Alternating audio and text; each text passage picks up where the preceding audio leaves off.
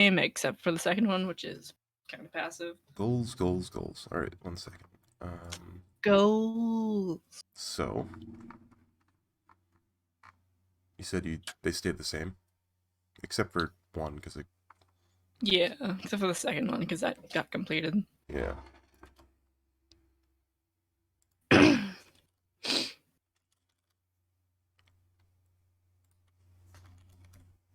All right. Did you put the second one somewhere? Yes, it is in goal section of my character sheet where it has always been. Okay.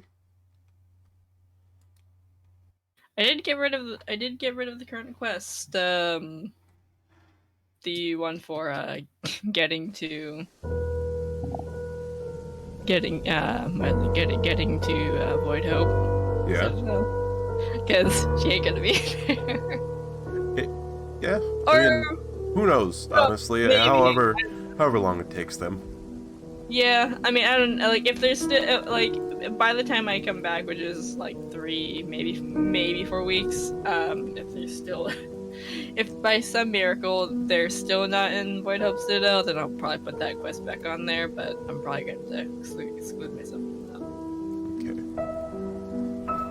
Okay. So since there's no players here, we can read out the private goals. Yeah. Yeah. Assassinate Clemmer and Kill King and free the people of it from slavery. Yeah, it goes against one of the church's tenets, and the fact that it was allowed is a crime to Rheva. We've been working on that for a long time. The second one is assist Archedge and Crystal Drift in settling after Clemmer has fallen. And then the third one is start an uprising with the slaves, help them help themselves in the event that Clemmer is gone. Okay. Yeah, I did simplify it down because I think I said before that I deleted a part of it, like the third one, but it's generally the same. So this session, I have like 2 hours, but whenever it ends is when it ends, pretty much. Okay. So, alright. The time is roughly 8 o'clock by the time you arrive at the gates of Archedge. You head straight to the tavern. Last session you said that you headed into the tavern and spoke with, I think it was Mittens, yes? Yeah, so I believe it was Mittens or Marka, whoever she found there. Alright, since we didn't really touch up, or we kind of like bounced off that at the very end of the session, let's go ahead and like actually roleplay that out. Okay.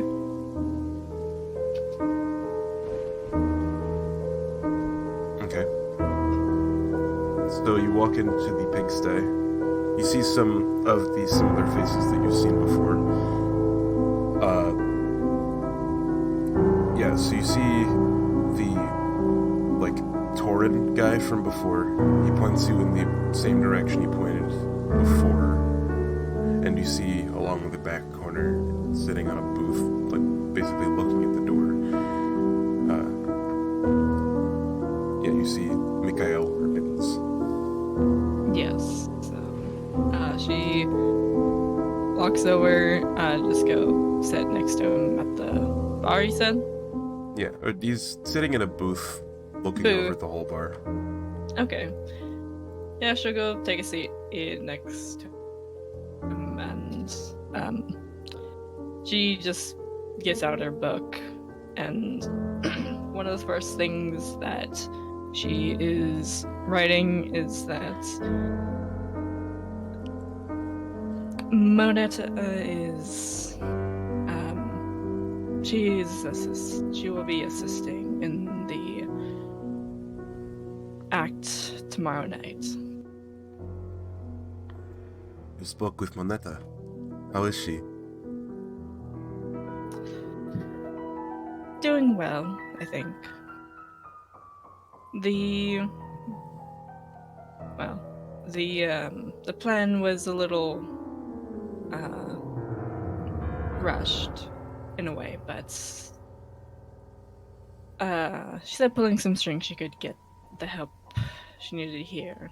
But of course, as well as helping out her own people in Crystal Drift. I have no doubts that she will uphold her end. I didn't have any doubts either, and I don't plan to fail. Well, no one does in the first place. No, but anyone else who might have tried may have had doubts. Or hesitations.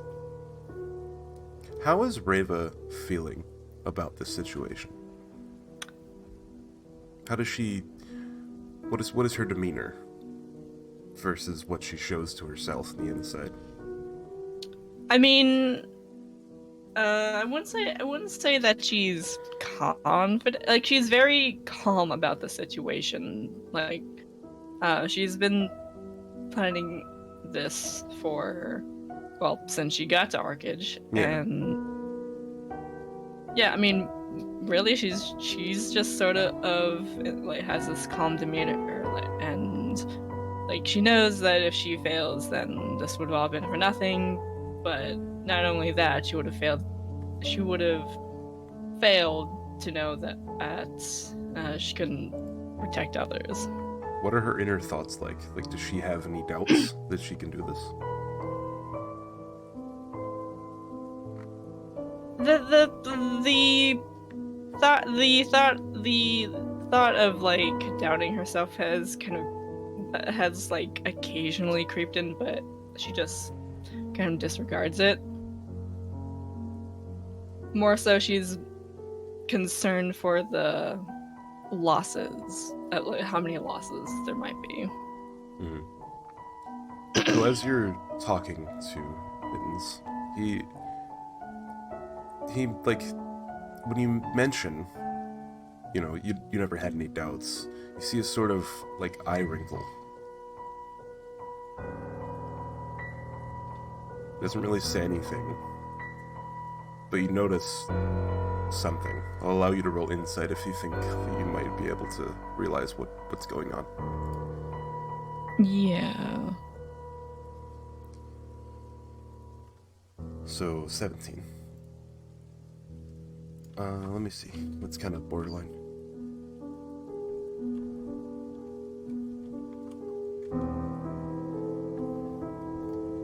So you can tell that he's trying to hide something from you and you're not sure what it is. You can't tell if it's, you know, what it is exactly that he's trying to hide. He doesn't seem guilty, but there's something there.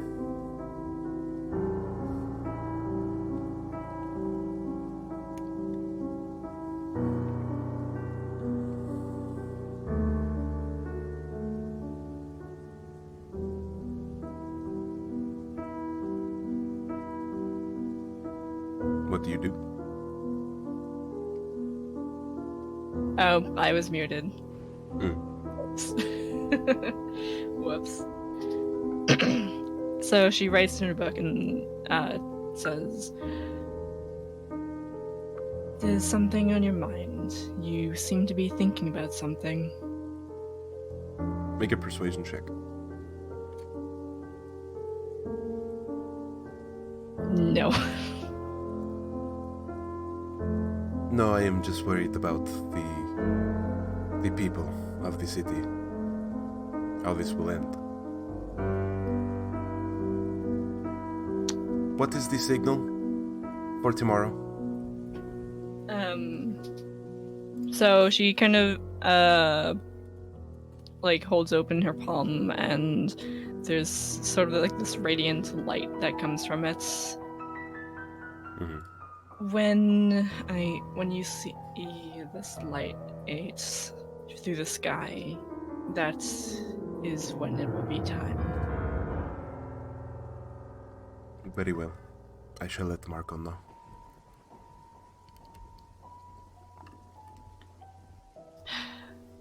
Well, I had a bit of a travel here, but I think I should get going. Where do you plan on resting for the night, or are you going to stay up? Hard to sleep before a night like this. You're certainly not wrong about that, but, well,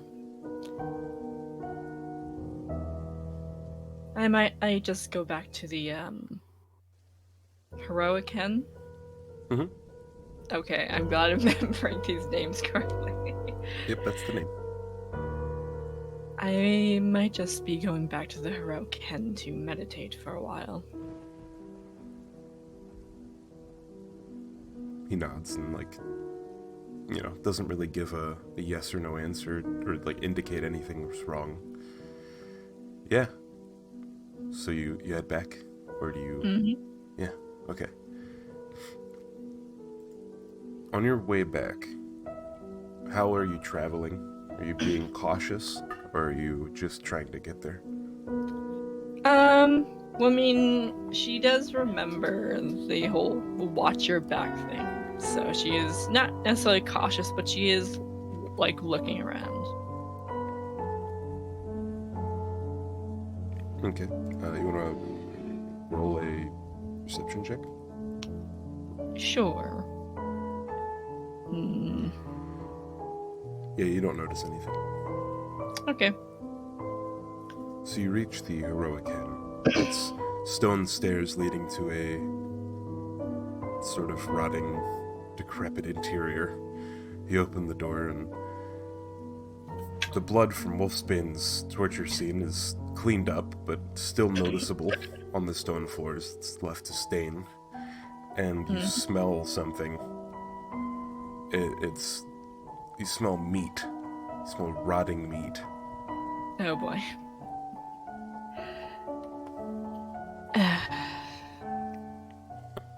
It's very dark in here.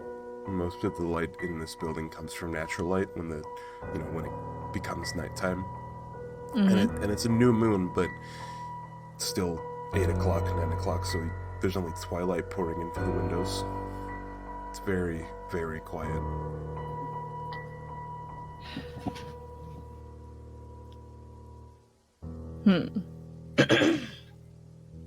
She'll look for the source of the smell, and she's essentially gonna, if she finds it with not really much issue, she'll start burning the body, essentially. Yeah, so you go upstairs. The smell seems to come from, a side room. The door's locked. And you're not sure where the key would be. I mean, she's broken a bunch of locks at this point. Why not break another? So you, shoulder bash it, or what? Yeah, shoulder bash. Or Sure. Or just break the lock with her hand axe. I mean, it's a door handle. You can't really... I mean, you could, break open the middle and, unlock it that way, but... Sure. Make a athletics check.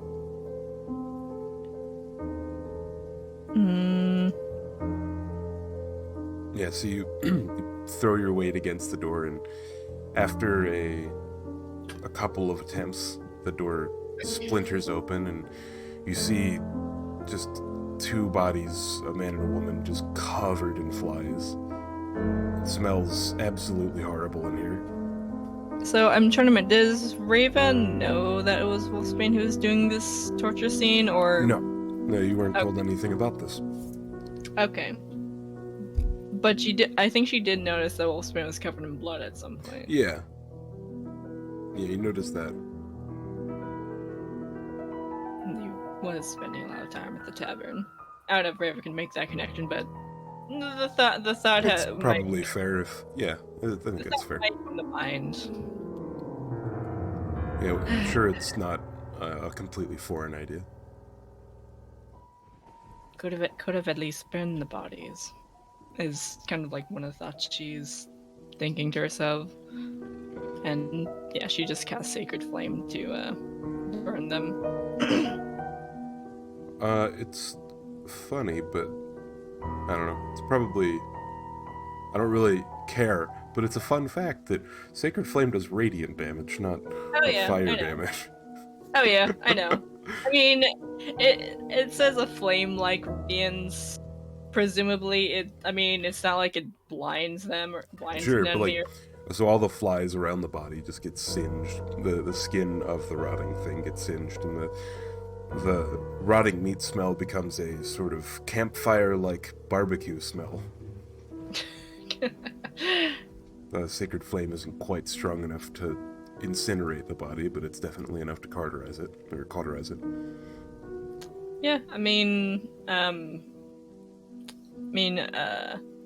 imagine that she. I mean, it's a cantrip, so she could just keep doing it until Yeah, it's relatively burned away. sure. So, after a while, you take care of the bodies as much as you can. You find a room. Yeah, presumably the room that she had before when Yeah, she first came here. yeah. So the room that you're smelling was right beside the room that you stayed in before. So you go one door down and sleep there. Mm-hmm. Or meditate and then sleep. Mhm.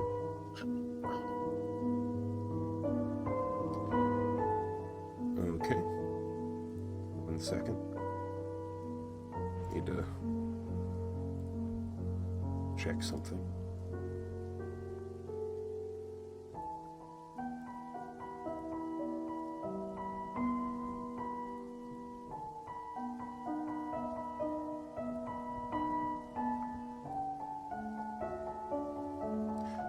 So, yeah, right. So, you wake up, and I'd like you to make a history check. History. I love history. I love history. So, when you wake up, you notice that you closed the door last night before you went to bed, but it was open when you woke up. Hmm. That is all. Okay. Um. Well, she is skeptical because she note did say to always watch her back. Is there any like going through her things? Is there like anything missing? No, nothing missing. You do know that your bag. You probably took it off and set it by the bed or something. It looks rearranged, but placed back in such a way that if you wouldn't have made a critical history check, that it's been gone through and meticulously placed back in almost exactly the same spots. Okay. So someone was going through her bag though. Mm-hmm. And you said nothing's missing, right? Yeah, nothing's missing.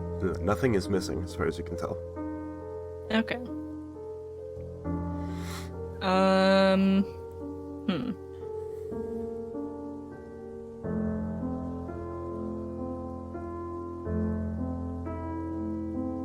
Odd. She'll just kind of push it away, like push away that like suspicious feeling for now, and she is gonna go make one last trip. Yeah, so you woke up around probably like 7 in the morning. Yeah, 6, 7 ish, and yeah, she's gonna go make one last trip to the Big Sky. Okay.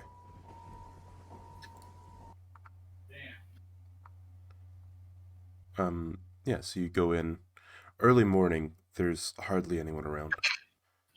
The only person you see is an orc with a blonde top knot. She looks female. She looks to be sweeping up the place. Okay. So it's already been established that, well, they can't, or like, that most can't read. So all she's doing is just delivering a message uh, for her to give to Marco, or Mittens for that matter. Mhm. So And you walk over to the orc lady, mhm. and she tells you, she goes and introduces herself. She's like, "The name's Charlotte. What's up? Can I help you?" She just writes in her book. Um, these are for the the uprising, and that She if gives you like a the side eye, sort of like she didn't know. well, I mean she can't. She can't. She can't speak, but yeah. Yeah, but no, she can read. Okay. She reads your book. Okay. These are for the uprising, and to give these to Marco or Mikhail. Do you want me to give them both one, or just one of Nope. them? She's giving all of the potions that she got to them for this uprising. Okay. For that, if there should be any like grievously injured, then this would help. She's like, so you just give her 5 small bottles and a note? Mm-hmm. Okay. Yeah, she says, what time was this planning going on? I kind of like to know. It's been in the works for, well, since I came here to Archedge about a week ago. Is that right? It's been like 4 or 5 days. Okay, so a little less than a week. Okay. Yeah, well, good luck, I guess. Wow. I... Huh. Yeah, see ya. She, like, takes the bottles, puts them on the, like, counter beside her, and, begins getting back to work. Mm-hmm. And that's all she's going to do for now.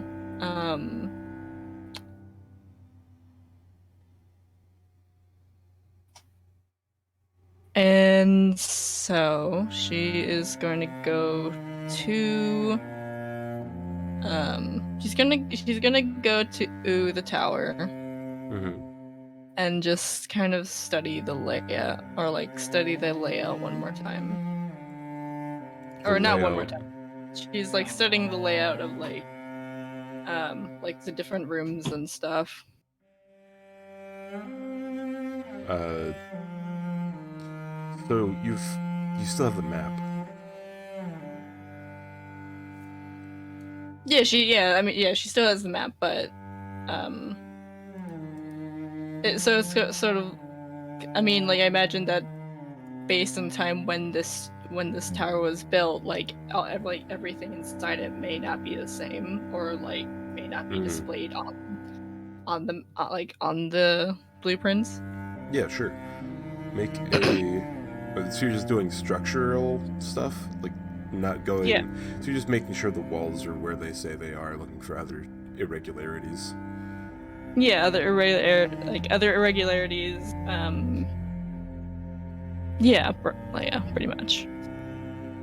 Okay. Yeah, roll a investigation check. Investigation. 16. So you don't notice anything on the, like, layout that you didn't already notice before. So there are still the, back entrances with the illusory walls. I think I said the 5th, 7th, and 9th floor.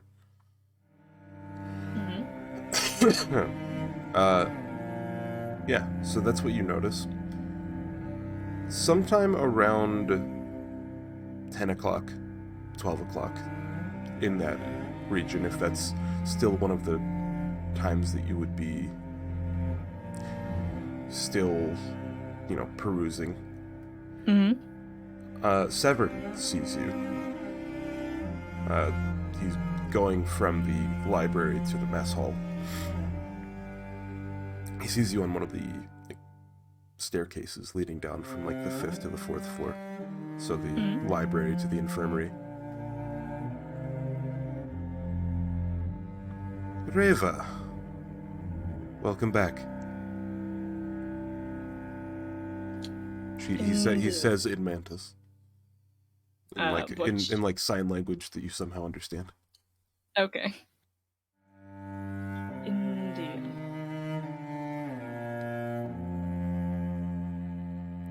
He squints at you funny. Where are your friends? They're back at Crystal Drifts. I was called back to attend to church matters. I'm merely stopping and taking a break here. Well, not to mention also return a horse, the one that rode back here. But for now, I'm just exploring around one last time before I leave. Would you like to make a deception check? Sure. She kind of mixed a little bit of a lie with the truth in there. Yeah. She does have a horse.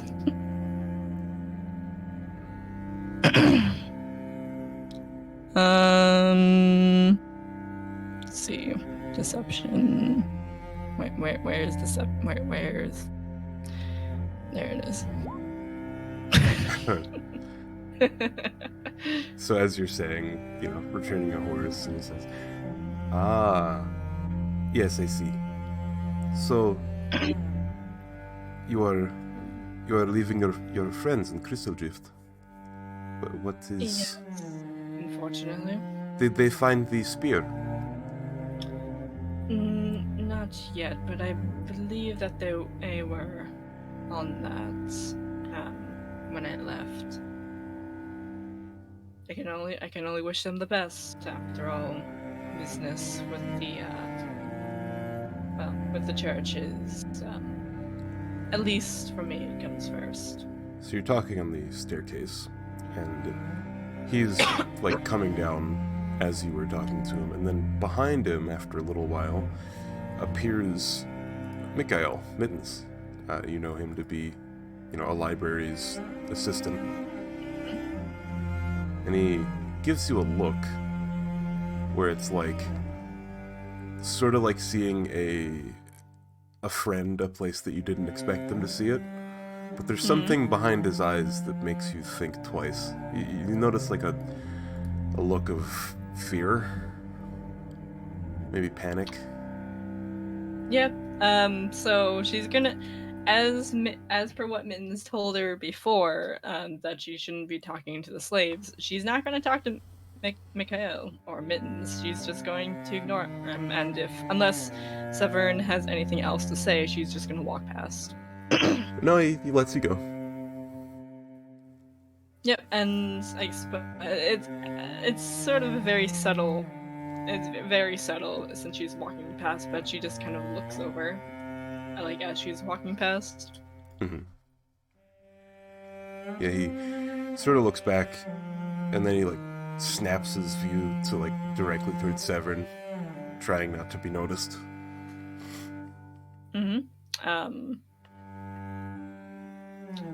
So she is going to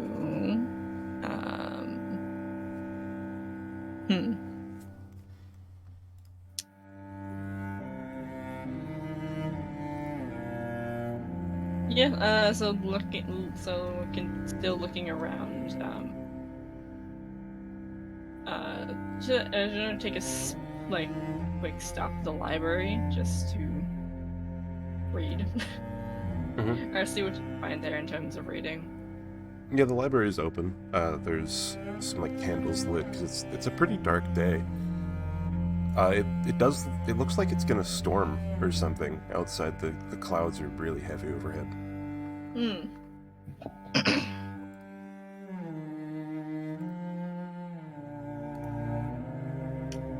Yeah.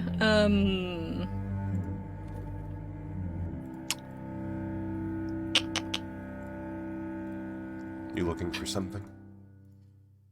Not well. Okay, so she's not necessarily looking for anything in particular until she remembers the book that she got from Severn. I don't think she's had a chance to read that yet, Mm-hmm. so she's gonna Pull sit that out of her down. bag and sit at the table. Mm-hmm. Uh, okay. So yeah, make a. So you're reading the book. It's a very lengthy and long volume of mostly prose, like poetic prose. There's Mm-hmm. some variation in the styles that it's written in, but a lot of it revolves around like spring and like themes of like splendor giving themselves for another, and like the impending doom of everything that is ever created, uh, and then like a promise of like a rebirth from ash, sort of like a phoenix from flame. Can you make an intelligence check? Yes. I don't think she gets guidance from this. I don't think so. Anyways, or does she? I need to check the spell.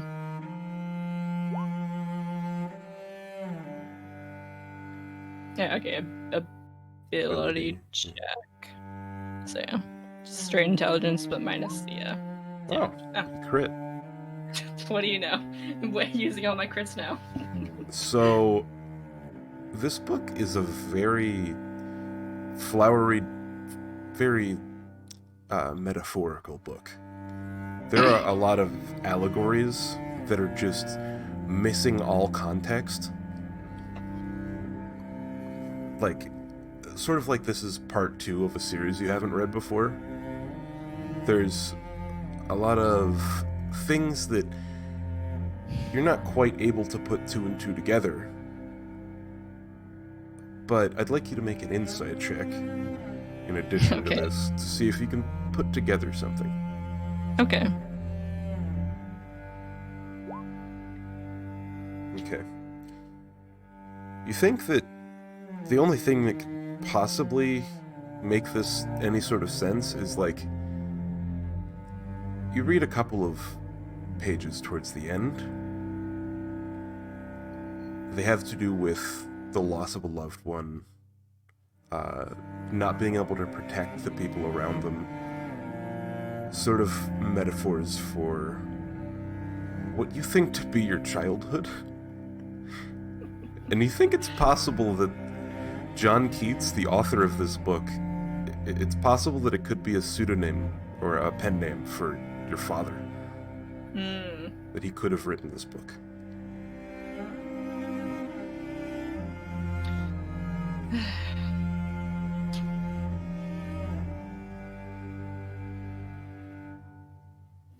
So, one of the thoughts she has while reading this book is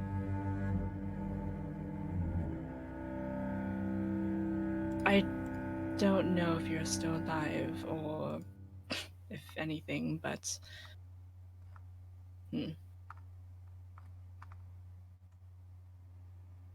would have been nice if you had stuck around during my upbringing.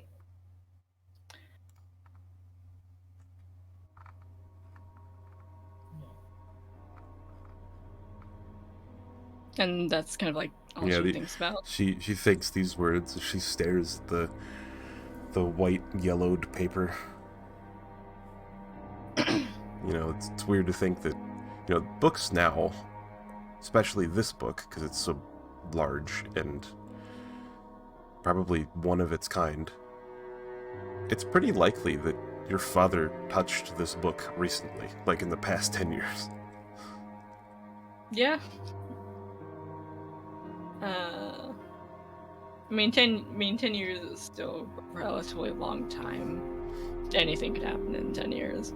Yeah. Anything at all.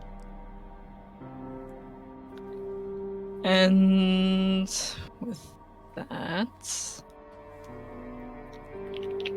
she's gonna go to if the rooms are still as they were, and that she can still in your room. investigation before, you noticed that the blueprint that you had was, if not entirely truthful, it was at least accurate. Like the walls might have been illusory in certain places, but it was easy to suss that out after you figured it out. Okay. Yeah, I mean, she's pretty much just going back to what was her room in the tower.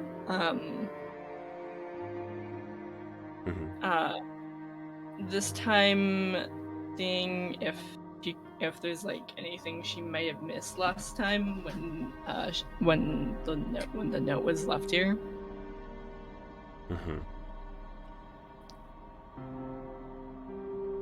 It's probably been cleaned up by now, but yeah, in case.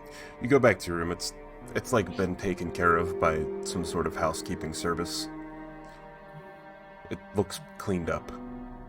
You don't know if maybe they left something in the room, but it's unlikely considering your high passive perception. Okay.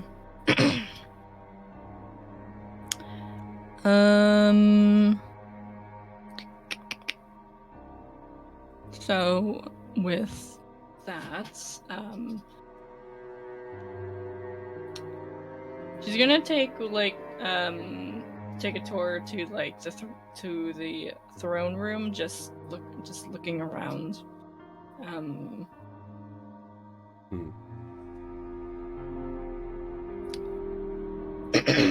Right, so you ascend a couple of flights of steps, and you stare at a ginormous stone and wood sort of throne with some smaller chairs beside it. Still empty, still slightly dusty. Doesn't seem to be used.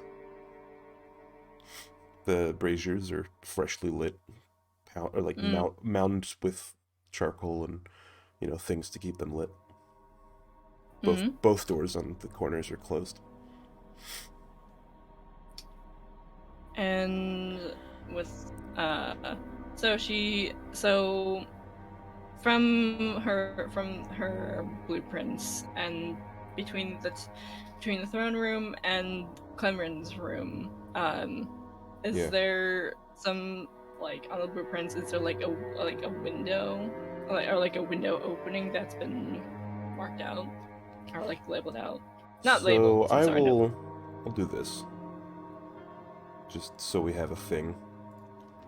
So the room looks sort of like this. This is the throne. There's a door here. There's a door here. There's a room here. There's a room here. And then this is like a wall. That's where the illusory wall was. Okay. And so Rheva would be facing, or let me find it. Ruler. So she would be facing this way. Yeah. Okay. And so Clemren's room was off to the side here? Clemren's was over here. Over here. Yeah. Okay. And so based on what she can see, Is there like any sort of like window opening or like? So when you were in this like back area where it led to the armory, it Mhm. was evident to you that the windows in his room were like slightly above waist height, like 5 feet up. They were roughly, hold on, like here and like here. There's like 2 windows in his room.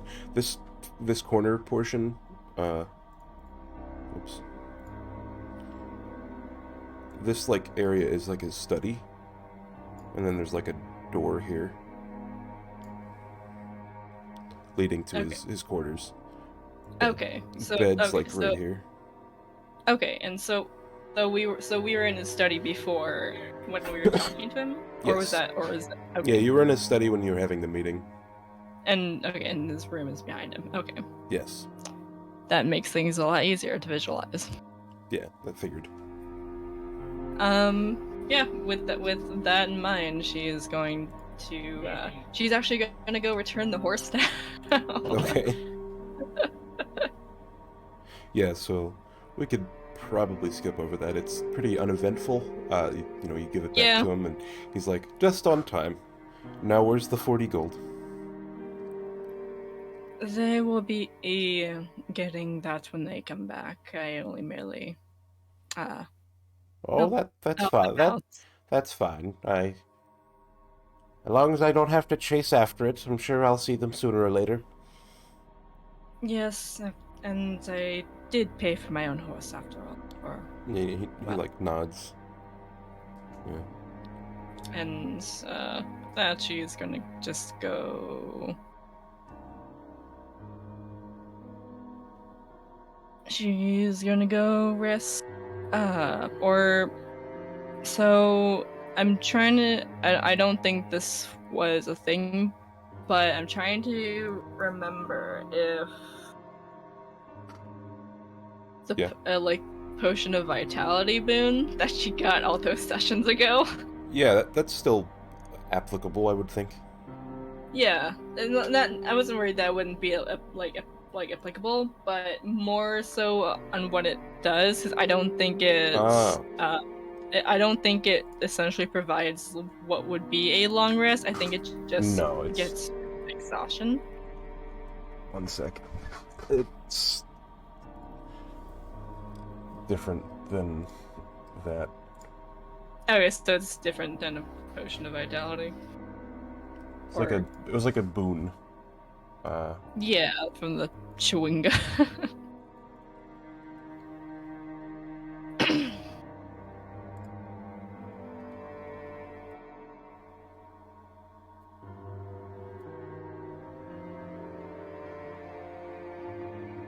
I thought I wrote it down somewhere.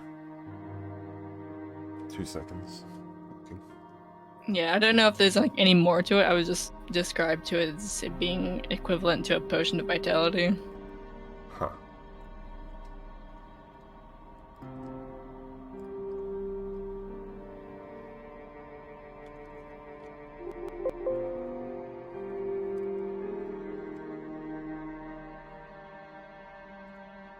Oh, I need to real quick look at the uses for destiny points. He has it like written on the character sheet, I'm pretty sure. Hmm. Just gotta go back to where he was. Looking back at very old things.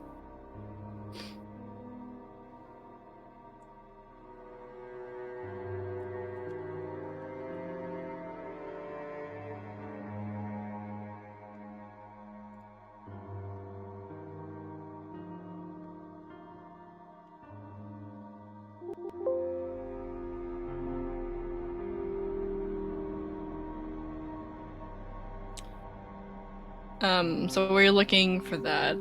This might be a stretch, but you did say you were looking for other ways to possibly use destiny points, and given that there's a good reason behind it, I was thinking that, like, if like she could use like 2 destiny points to use one of her spells without or something. I'm sure like I won't be using this a lot. Like it's just more for this very specific reason that I'm thinking of. But just an idea. I'd probably say like it would probably be like level dependent. So like a spell slot like equal to half your level or half your cleric level or whatever. Probably wouldn't be any spell slot because that'd be pretty OP. Right. Maybe just for now, I'd say like any spell slot equal to half your class level. So like 1 point will get you a 3rd level spell slot. Okay. And if I were to use 2 points for like 4th level? Yeah, that would be fine, I think. Okay. Just for now, that's a good idea though. Okay. Yeah, I'll bring this idea up that I had, and as to why I was like exploring around the rooms and stuff. Mm-hmm. When you find when you yeah, find I found it. It was this thing. The boon of uncanny vitality is what I was basing it on. It's basically as a bonus action, you can at the start of each of your turns for the next minute, you regain 20 hit points as long as you're conscious for 5 minutes. Or wait, what is it? For 1 minute.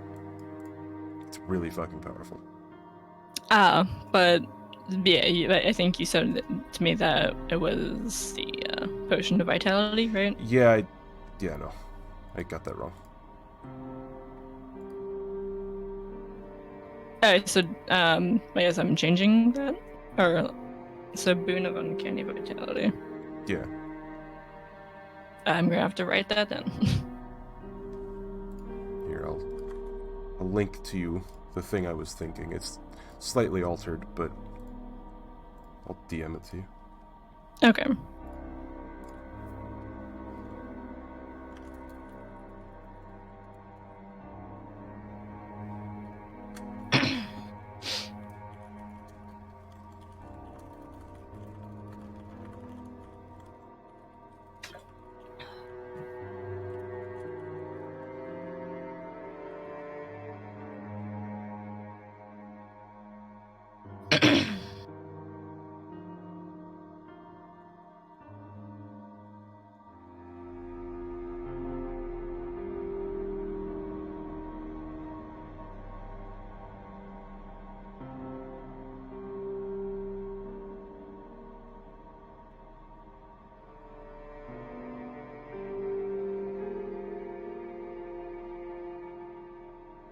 Okay, I'll just write that down.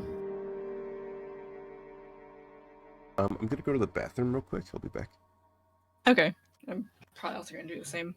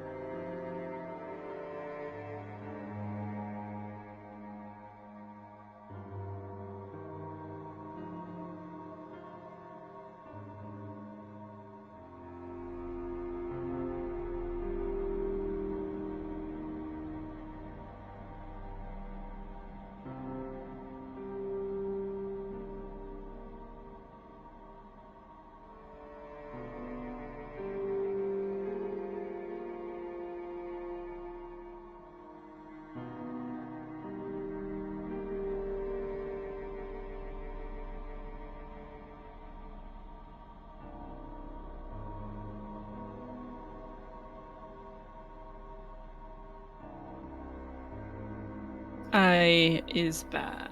I don't think you are, so just wait here.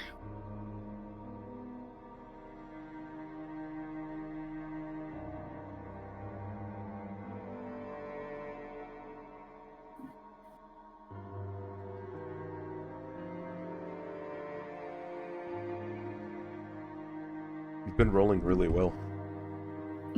Have I? Yeah, you I've been got using like all. 3 crits. Yeah. But whenever you're ready. So you said that you were standing in front of the throne, in the throne room? Yes. How long do you She's just stand there? well, however long it takes her to examine the room, determining where things are and such. And Yeah, you see call into mind this like mental map. And as you're doing this, the left door opens and you see a person you haven't met before. mm-hmm. It is a sort of tall, skinny, short black hair man. He's in some sort of like silver-plated armor. Looks very distinguished. You know, he's got that air about him. Mm-hmm. He sort of walks past you, giving you some sort of look.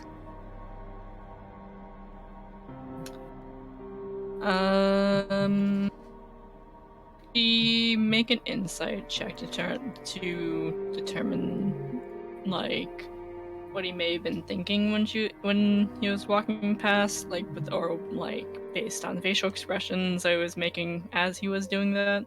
Sure. Yeah, sure.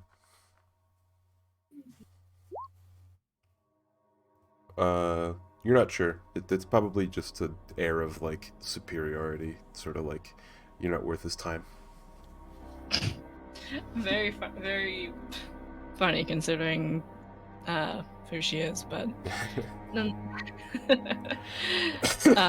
can tell based on his armor, he looks like a sort of possibly a like a like a royal guard. like a royal guard or someone who commands the guard or something like that. Okay, yeah. Um, she is going to oh yeah, that's what she was doing before. She was returning the horse, but I guess before that, so she would have gone back down to the outside of the tower, like recalling her mental map and such. Mm-hmm. So where's the armory again? The armory is on the 3rd floor. The 3rd floor. Okay. Yeah, it's about, a third of the way up the building. And need to check something here.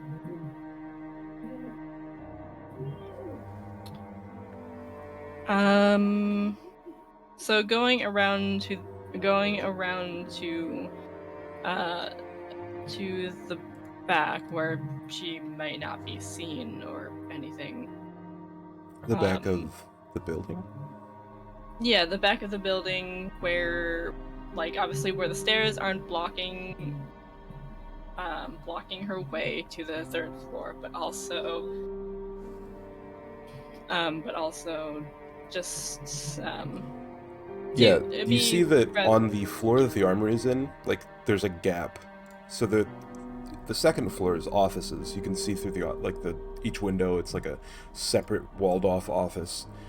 It seems like it goes up about 30 feet without any windows, and then you see the infirmary. So you can tell there's no windows on the armory floor. Okay. I don't. This is gonna be a weird reference to make, but if you've seen like Avatar: Last Airbender, there's this one scene where it's like you're going to a part of the tower or the side of the wall where you just about can't, like, there's nothing that can be seen from that side of the wall. She's essentially looking for the area of the then and looking around one last time, she is going to attempt to fly.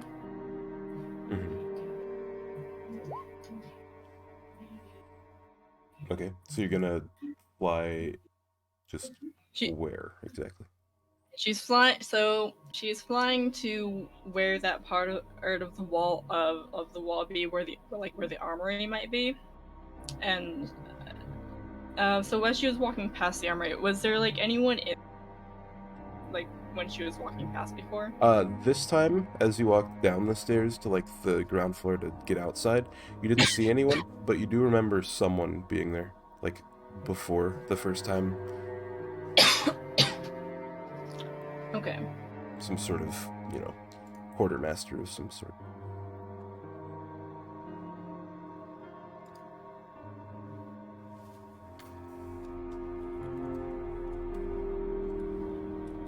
Okay. So, she's going to.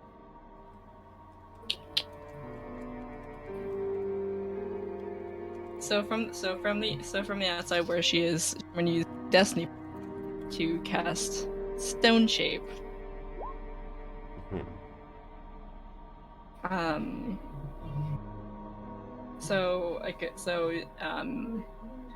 Being making essentially like a simple Huh. door. That's a cool spell. Yeah.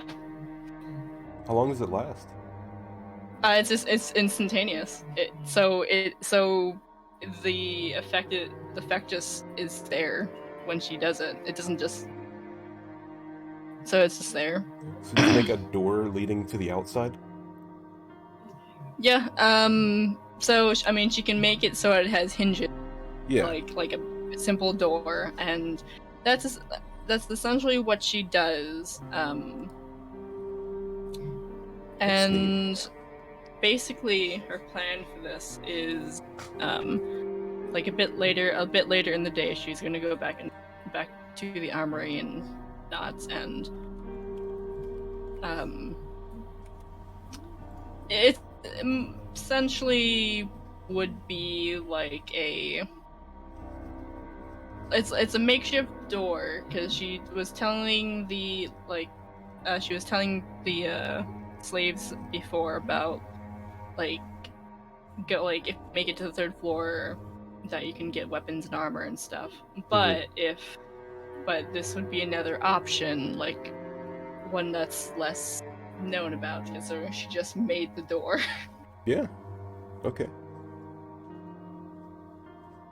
She's helping them help So you make themselves. it so. Okay, so this is a good thing to do. Uh, right. So the armory is essentially two giant cages. Uh, and then the staircase is like around here, around here. So you would make the door where? And where did you see the quartermaster? So there's like a desk area back here, along with like a couple of different tools to like customize and like maintain weapons, like grindstones and wet cloths and all that. Right. Okay. And so this cage, like the cage area to the right, is that like an impassable? So they're barred iron walls, but Okay. they do have doors, but they're iron doors. Like Okay. grates and shit, like a prison Uh, cell essentially. okay. Um. So she would be doing it like the back, let me see here, like on this back If wall over here. okay, it's like that's the special door. Okay, Yes. Special door. special door to nowhere. Good to know. Yep, and so on the right is like where like the arms and like weapons and like armor and stuff would be. Uh, they they both have arms and armor, like both cages. Okay. Yeah, so I think that's I should probably get rid of the destiny points so I don't forget that. Sure. And now, as I did say this was her last time, but this is her last time. Or I guess later in the day when Marco or Mittens might be there, she'll return to let them know about this new door.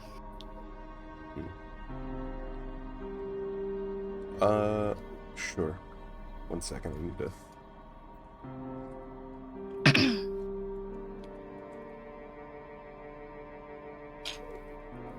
So it's about noon, by the way, when you do this. Okay. She'll go at around like 1:30, 2 o'clock.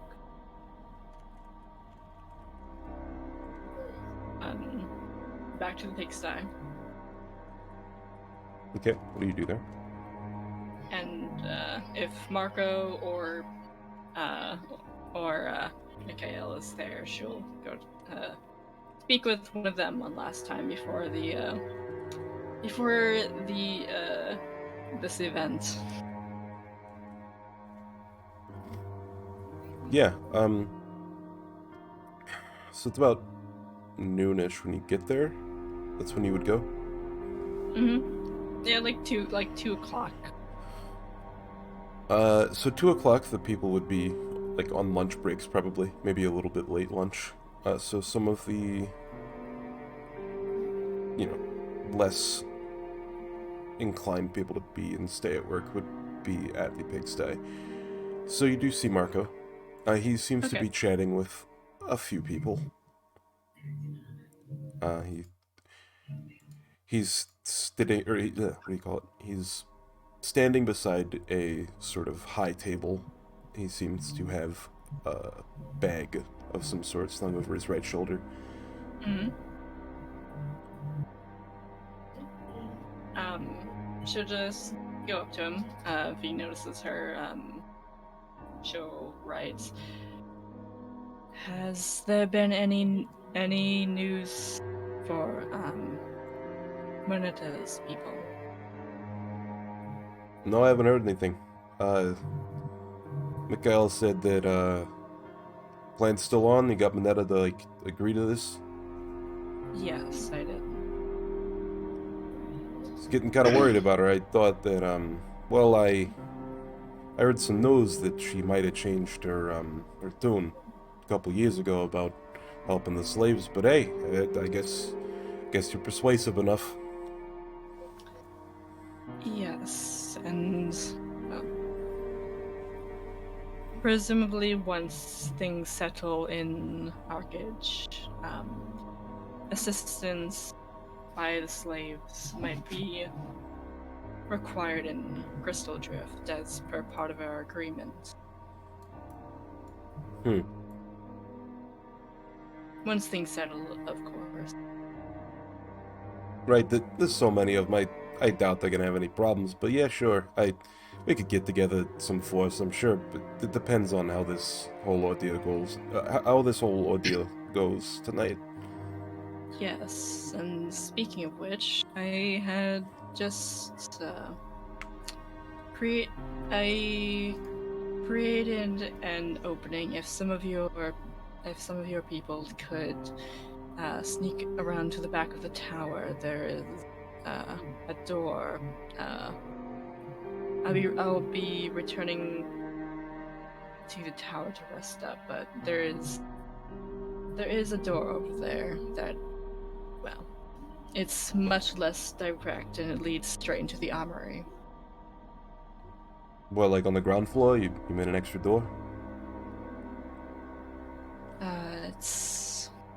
It's about 30 feet, right? Is that what you said? So the stories are it's on the 3rd floor technically. The stories are about 15 feet, so it's like 45. Okay, it's where the 3rd floor would be. Oh. Yeah, I probably could figure out a couple people that could do that. There's some masons. Yeah. That's well.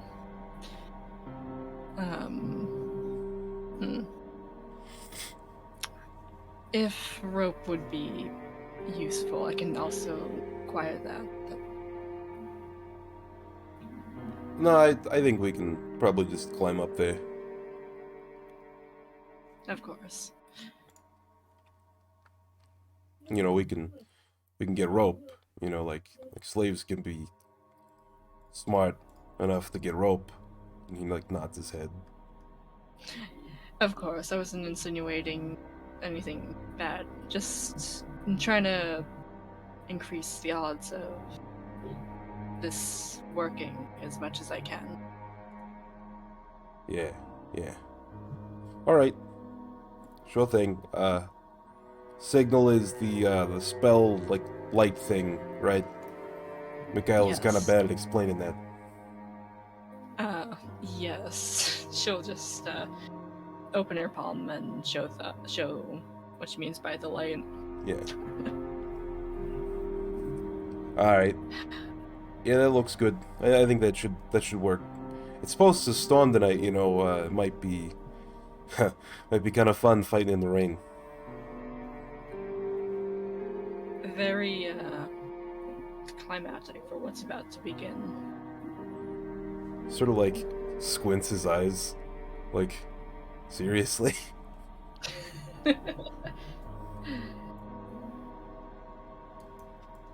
It's gonna be climatic regardless of whether it's in the rain or not. Yes, I do believe I should go rest up one last time before taking this on. Good idea. Yeah. All right. Well, good luck with the whole. You know, and he mimes like cutting neck. You like. Yep. Yeah, pantomimes slitting Clemmer's throat. Yes, blood will run, and it will be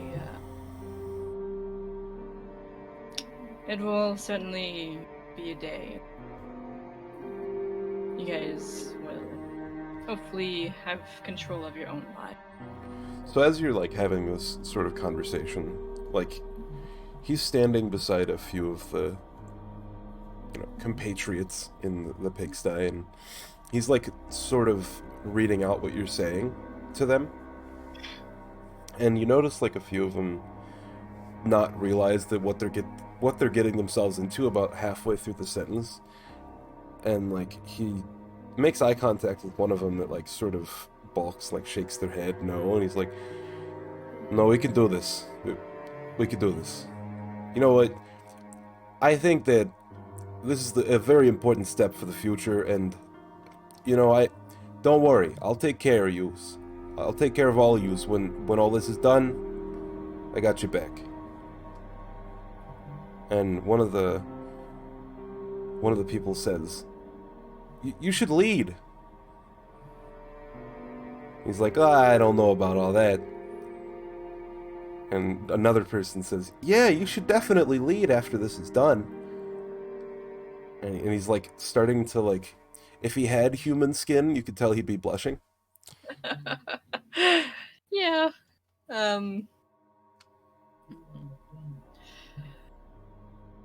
Well, it's certainly good for morale to think about the future once.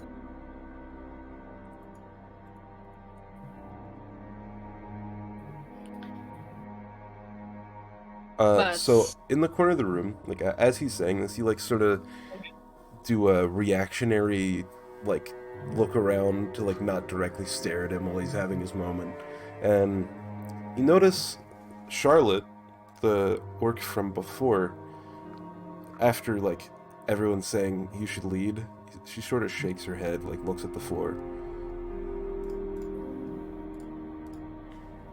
Can I make an insight check to determine what she might mean from that? Sure. Or what that might mean? Sure. 14. Yeah, so you can tell she doesn't necessarily agree with the people who think he'd make a good leader. You're not sure why? Out of character, I think a pretty good idea, and if that can translate to Rheva, then she'll Well, bring up to Mark. what do you think? Well, this place has already been led by one person, and where did that turn to? And so, well, debates on whether there should be a leader or whether there should be essentially like a democracy and how it should be run. So you're gonna say something to Marco? Yeah, she was gonna mention the whole. She won't mention the orchid necessarily, but she says that, or well, she writes that while all these people may want to see you leader, power is something that can get over your head if you're not careful. You should think about whether you or someone else would actually want to take on the role of leader, or if you all want to run this town as a whole, as one people. And he says, yeah, we should definitely try to like maintain democracy or whatever. It works best when everyone has a voice. You know, like him, for instance. He should have a voice. He might not speak out a lot, but he should have the chance. And everyone's like cheering like Marco's name. Yeah, Marco, you're right, Marco. You're right. He's like sort of strong-arming this democracy thing into an indirect dictatorship. But sort of like, because people like him, it's becoming not a democracy, but it's becoming everyone agrees that he is the person. Yep. She is staying around after a little while longer to make sure everything goes well. But before she leaves, there is I highly doubt that you might know this name, but several days ago, before I left to Crystal Drift to speak with Moneta, I had found this note mentioning, well, it's scribbled out now, but it had mentioned something about someone by the name of Mona. Not sure if you would have heard of that name or not, though. Mona. Anyone here heard of a Mona? And one sec, yeah, no one knows of a Mona at the table. Okay.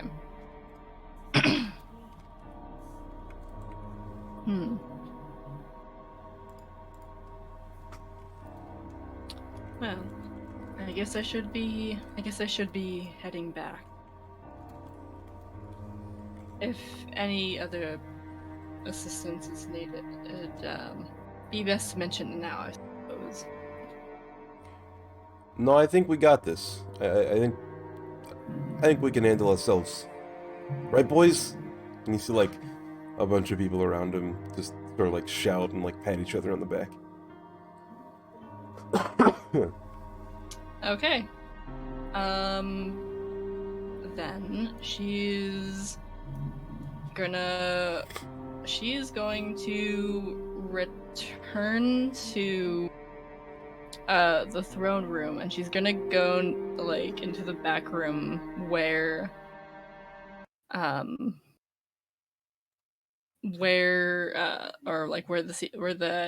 illusion, that like door was. Saying like this, if it still works, the celestial word for open. Yeah. So you say the word and you hear the rushing of air. Yes. Yeah. She'll write it on the wall. She asked. No, I think we like talked about this before. I think if you think it or if you sign it, it's the same difference. Okay. Yeah. And sort of like a projection, sort of like if you were to send a sending spell, but almost just subconsciously thinking and projecting. Mm. Yeah, so the door or wall becomes ephemeral. And if there's no one around, she'll just walk through the door. Mhm. And if there's no one there when she goes in, So you walk through the wall. yeah. Yeah, so you walk through the wall, and you see that the... Hold on, I need to roll something. Okay. Yeah, you see that the armory to the right is open. The room to your left, where Clemburn calls bed in his room, is dark. It seems that the bed is made and no one's sleeping in it. Yep. So essentially, she's going to ritual cast meld into stone and pretty much just hang out on the wall for a while. Okay. I believe, I think it's in the spell text that she still like maintains perception of time. I believe. Yeah. So you meld into where? Yeah, I mean it would be like a little bit a ways from from the illusionary door was. Okay. She's sleeping in a coffin, basically. Yeah. So after about an hour, you hear a crying man come from the direction of the armory to the direction of the room. I would be at disadvantage, but can she try and hear what may be being said? Uh, yeah. Yeah, go ahead.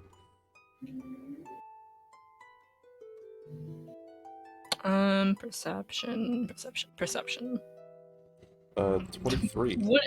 Would have been a crit too, had it not been a disadvantage. So he doesn't seem to be talking very much, but you're not sure. He could be sitting on the bed, he could be somewhere around his bed, and he sobs for a solid couple of minutes and says, "What have I done?" And so, does she recognize this voice to be Clemrin or someone Yes. else? Yes, Okay. this voice is Clemrin.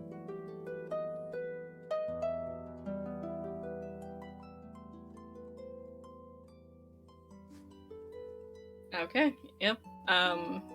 If that's it, she'll continue biding her time until around the allotted time when this is set to begin. Yeah, so you're literally a stone wall, no one's gonna bother you. So what time do you come out of the wall?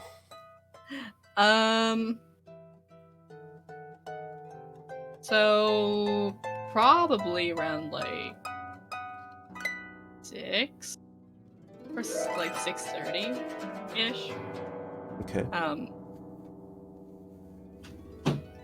And for this to actually be a distraction, after she comes out, after she leaves the wall. So you come out of the wall at 6 o'clock. And the armory wall / door seems to have solidified.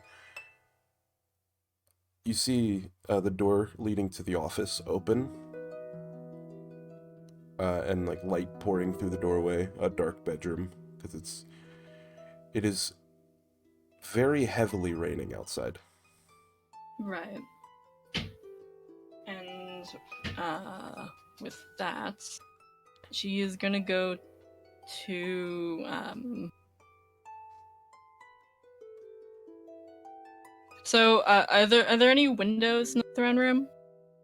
No Or windows in the throne room. The only windows that you could see are on the inside of the quarters. okay, she'll go to like she'll go to a part of the tower that she can access, and if there's a window there, she will. So you go to a place where, a public accessible window is? Yeah. Okay. Yeah, you probably would have had to go down to the, one sec, I need to look at the thing. There's a lot of windows talk in this. There's a sitting room on the 8th floor, just below you. There'd probably be a few public accessible windows in that. Perfect. Yeah, huge, like, bay window, stained glass. All one color. You open it, you jump out of the window, you fall to your death. Good. You died. Congratulations. Lovely. But the window being openable, she is going to let off the signal. Okay. Can I have you roll a d20? Sure. Thank you. I mean, it's essentially like a signal flare, more or less, because, I mean, it's a bright, radiant light that just shines downward. Yes. Okay, good. Alright. And, I probably should have made this clear before, but, I think that... Alright, hold on, what does... Let me find Meld into Stone.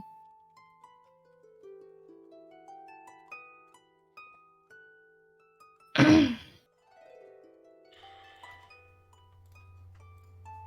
loaded the dishwasher all the way. Okay, so it doesn't say anything about me not being able to leave equipment here. In, like, where? stone. Oh. While she was while she was biding her time, she would have discarded her armor. She ain't wearing armor. Who needs armor? If you leave the stone, the spell ends. Oh, does it? Okay. Yes. I mean, she can ritual cast it again, or I guess. Yeah, but if you're in the stone, you take physical damage, and I would assume that, like, if you're in the stone when the spell ends, minor physical stuff. Or where's the fucking thing? That's all the damage. Yeah. The stone's complete destruction. If expelled, you fall prone, so it would just poop out on the wall beside you. Just fall to the floor. Whoops. Yeah, the second the spell ends, everything would be left in the wall falls to an unoccupied space closest to where you first entered. So. Okay. That's okay. Yeah. I mean, put it simply, she's just leaving her armor somewhere. Mm-hmm. Yeah, you could probably just leave it in, like, the little hallway or behind the throne or something. Yeah. Who needs armor? And she'll wait slightly until, or if she hears the sounds of guards rushing out. Mm-hmm.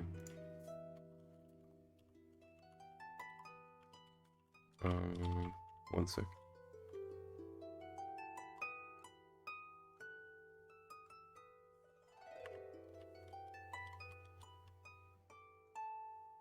So, you hear, after a while... Wait, so you're in the... Explain your actions again. So, she's essentially waiting for the guards to be out so that the room, or the tower is, for the most part, cleared out so that Where she are you can waiting? perform. Probably after she discards her armor in the wall, or after she lets off the snowflake, she'll go back to the throne, or she'll Or, I mean, she would have been, like, after laying out the signal flash, she would have gone back to the throne room where the illusory door was. Yeah. So you just Or stand in that area? Just wait? Yeah. Okay. Yeah, so after about, an hour? Ruckus. After about an hour, you hear heavy, mailed footsteps. About 7, maybe 8, come marching up to the, offices area and say, Clemrin, something's happened, as they close the door to the office. You still hear an echo or din of some sort of metal slamming against metal, maybe stone, coming from down the coming from down the stairs. Very distant, very distant. Okay. But it's very quiet and reverberating inside of a all stone building, so you can hear it pretty well. Yeah. She will. So the guards entered the room. Yeah, the guards came marching up the stairs and entered the office. They didn't see you. Okay. She will then. She will. She's gonna. It lasts a minute, so she's gonna go to the door. Yeah. She's gonna go by the She's gonna go by the office door, and she's going to cast Greater Invisibility.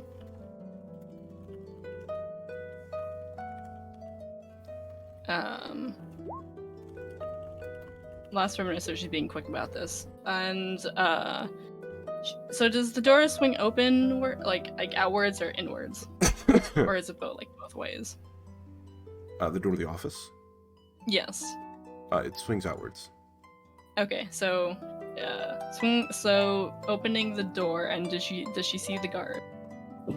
There is one guard that you recognize with the black hair from before, and 6 lesser guards with helmets behind him.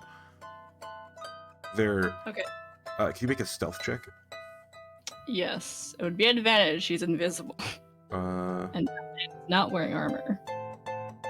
Stealth checks are an advantage if you're invisible. I thought it was just disadvantage for seeing you. Well, I mean, if she's rolling stealth, yeah, you would have advantage on invisibility because they can't see her.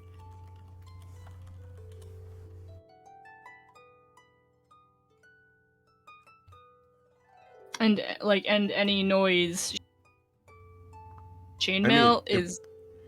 It would make sense. I wouldn't give advantage for the invisibility. I would give advantage for the fact that there's people just conversating in the room, and your footsteps are the only things that would be audible. Because that's you're not going to be seen. If you're a far distance, you would just not be seen at all. If you're beside someone, within 10-15 feet, they're going to not have disadvantage to hear you, because that's how stealth works. Well, I mean, there's also the invisible condition. An invisible creature is impossible to see without the aid of magic or special sense. For the purpose of hiding, the creature is heavily obscured, and by heavily obscured, you get advantage, I think, on checks. On stealth checks, I think. If I'm reading this correctly.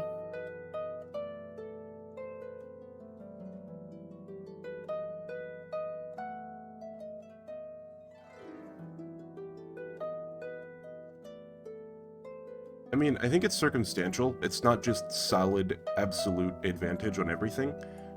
On situations where things are based primarily on sound, like opening a door, you probably wouldn't have advantage. But if there's people in the room that you're sneaking into that aren't looking at the door. Okay. Yeah, so for this, you have advantage. Okay. Did that roll? Okay. So a 14. Uh, Or yeah, 15. so just 14. 15. No, 14, because it's concentration, Oh. and the Yeah, thing is true. concentration. Yeah, so you open the door. No one seems to notice you. What do you do? A little thing. She is going to initiate combat either way, so... Yeah, so you don't hear them notice you. You hear the guard in front saying, you need to be in protective custody. The slaves have entered the building. There's 100 of them. They're all armed. They broke into the armory. And then Clemron says, Caden, don't worry. Everything will be fine. And with that, she is going to channel her divinity, Seed of Corruption. Mm-hmm. And she's actually not going to target Clemron. She's going to target all the guards. You're invisible. I am invisible. But you can't present your holy symbol to creatures if you're invisible. Well, no, it's you can present your holy creatures symbol. you can see. Okay. Yeah, yeah. To number of creatures you can see within 30 feet of her. So, if all the guards are within 30 feet of her, she'll target all the guards. Clemron too? No, just the guards. Okay. Clemron is hers. One yeah, second. it's I just need a guard. to find a stat block for these guards. I know what the one guard stat block is, but I'm not sure about the others. She's causing chaos.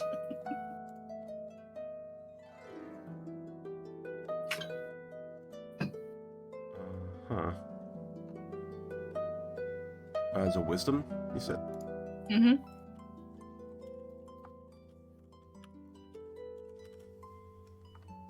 So 2, 3. What's your DC? 16? My DC is 14. So 3 of them fail, 3 of them pass. This guy. So, And then the commander also fails. okay, so all 4 of them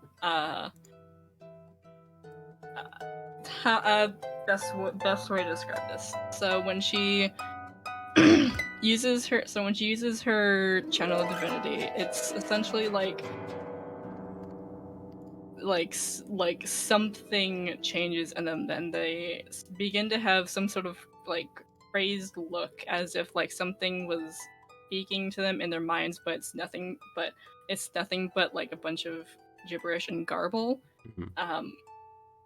Which in turn causes them to go crazy, and well, they start attacking the other whoever is nearest to each of them, which is presumably the other guards. Mm-hmm. Okay. So I need to set some stuff up. Yeah. You also turn off the light. Just for the sake of ease, I'm going to use this.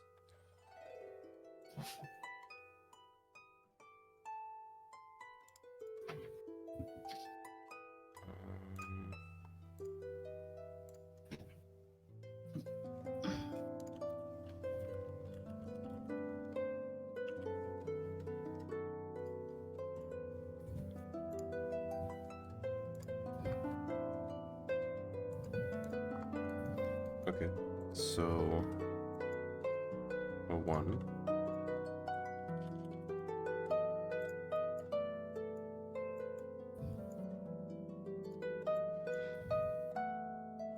If you want, I can move to like an actual combat now. It's up to you. I mean, this is just. I mean, presumably she's right. Rheva's right there. Yeah, it's up to you if you want to move to an actual combat map. Because combat is beginning. Yes. Here's what I do.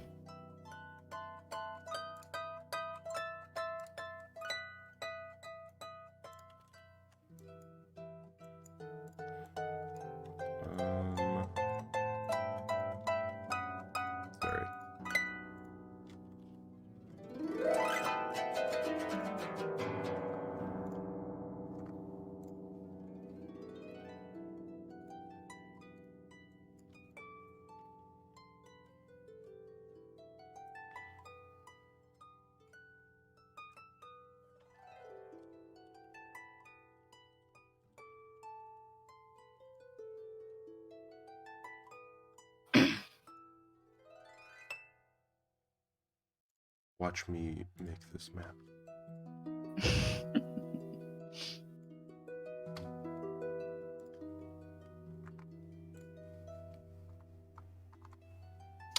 Very makeshift. Theater of the mind.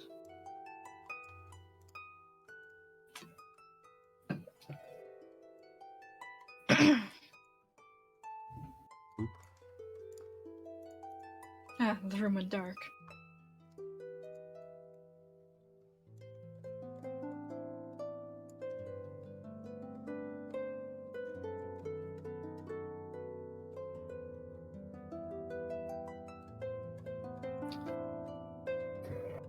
Yep. I don't know. I don't know if it'll help, but if you press shift and then click on the point, it'll It's auto. pretty close. Yeah.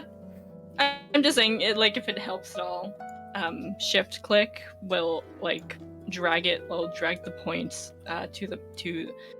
it's gonna drag the where you're trying to draw to the point automatically, going line by line essentially.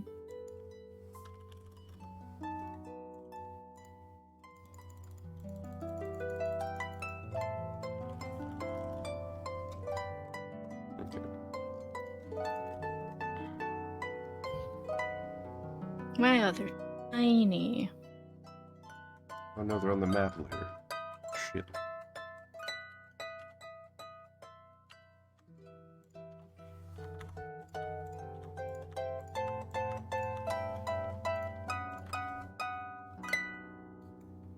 Tokens. Who needs them?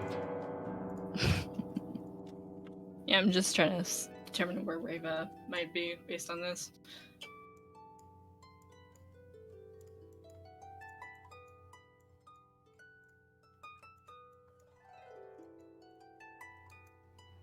So, he got charmed. Wait, no, his fucking health's gone. Damn it. Yeah, so the door is right there. Okay. You could probably squeeze through if you wanted. No. Nope, not squeezing through. She was just opening the door. What's a good charm symbol? This. Probably a good one. So 3 of them. I'm gonna go clockwise. So this guy. Yeah. This guy. 2 past. 17 and 11. Alright.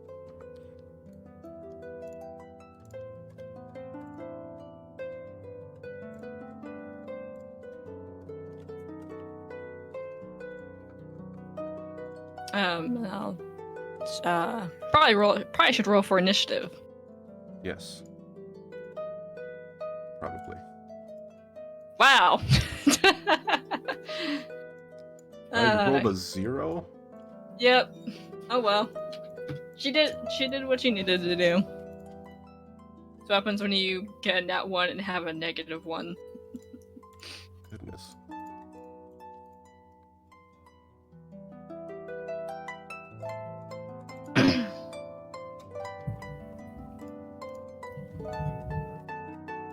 So this was essentially her, stealth action, it's called. Descending? Alright. I need a generic token for Big Boy. Would this generic token be for Cleverin?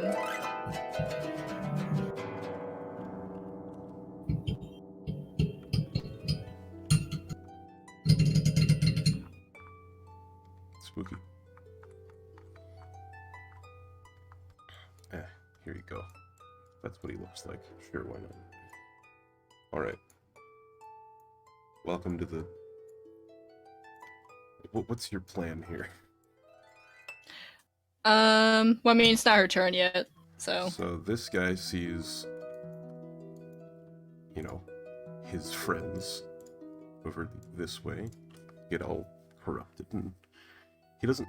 What do they do? Initially, how do you... Can you explain what they look like after they get charmed? Yes. So, well, I was saying before that when they get corrupted, like, not that she can hear inside their minds, but it's sort of like like gibberish, that they can hear inside their minds, but not that. So, these sort of where their veins might be visible, kind of turned into like this, turn into a black,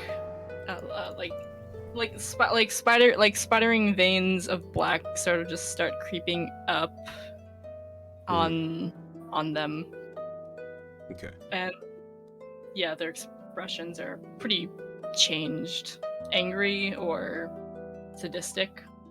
Mhm. And should we get some different music? Probably. Might be a good idea. It's up to you though. So this guard here, he goes first. Sadly, he turns around and he's terrified. He sees his commander's veins go black. He sees these three turn towards the other three, and just they take on a sort of garish quality to them. Their eyes change a bit. Their veins go black. They lunge at each other, hoping to tear apart each other bodily.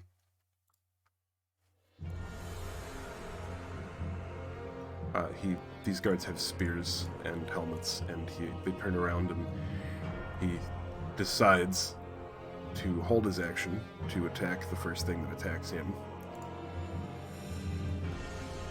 This guy. Wait, spears are reach weapons, yeah? Mm-hmm. I think, maybe. Yeah, I need to open the character sheet. They're not reach weapons, they're thrown versatile weapons. Yeah. Alright. Yeah, so this guy turns around. He decides that, yes, I in fact do want to attack this man, right? That's what charmed means, right? Yep. I can put in again. I think charmed means different thing than that. Yeah, but it's essentially like from being charmed, this happened. Creatures that are charmed must use their action. Oh, nearest creature. Nearest. I'm gonna roll a d2. Yep. Okay, 2. So he spears this dude. Oh, I have these turned onto private. Oops.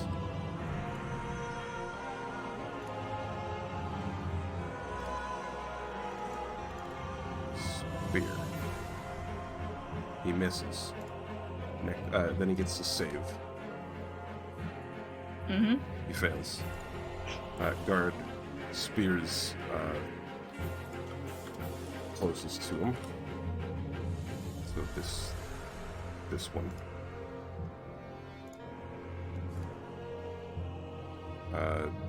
He misses. You think? Yeah. This guy sees that they're all attacking each other, so he's going to move to protect the king. This guy gets an attack of opportunity. Mm-hmm. Misses. He goes this way. He passes around him. Wait, I'm going to track with him. Moves there. Protect the king, he says. This guy chooses to attack a person.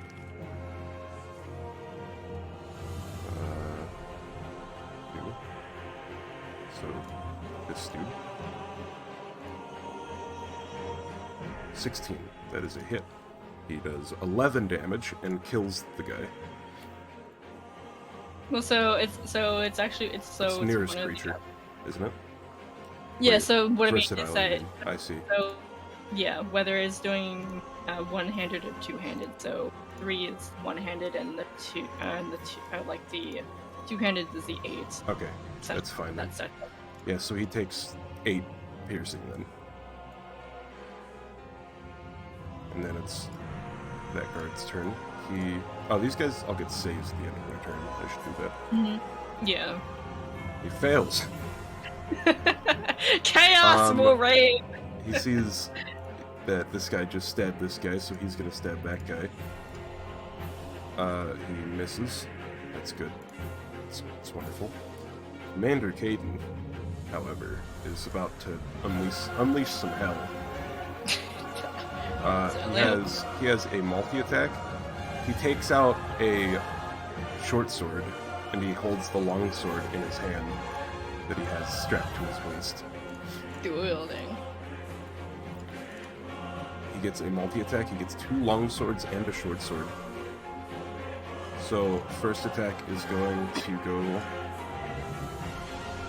on the first one. That's a hit. It does 7 slashing.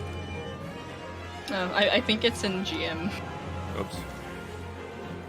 Like, imported character sheets always default to GM for some reason, so he hit with a 20. Yeah, that's what His second attack. Oops. That is a miss, and then he gets a short sword. That's a hit. That's 4 piercing. He kills the guard to the top. Rheva Linvier, it is your turn. What do you do? Well, so before she acts, what is Clemron's, like, what is his expression? He looks to be in shock. Perhaps even terrified. Yes. And so, she's going to use her action to Necrotic Shroud. She's going to try and control it less, or however that might work. Alright. I was thinking the chaos before her, it's so triggering. Can you roll a thing, d10? but- Yes. Oop, wait, why is that?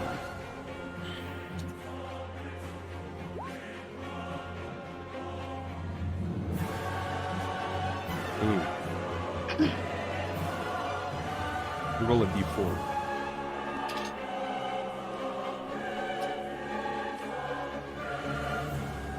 Yeah. It's fine, I'm on it right now.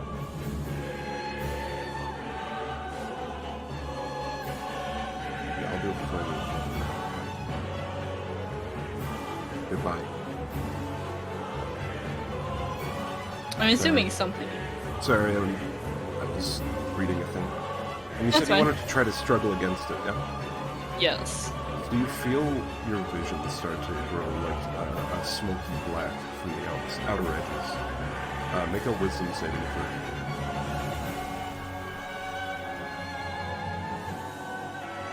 The smoky blackness sort of lingers. It thinks that... Rheva thinks that she sees out of the corner of her eyes a chroma saying to keep fighting. You can do this. And for now, the effects of the Necrotic Shroud are staying off. Okay. And so, as a bonus action, she'll summon her Shadow Blade. You're invisible, Yeah. so Necrotic Shroud doesn't affect, because they can't see you. Yeah.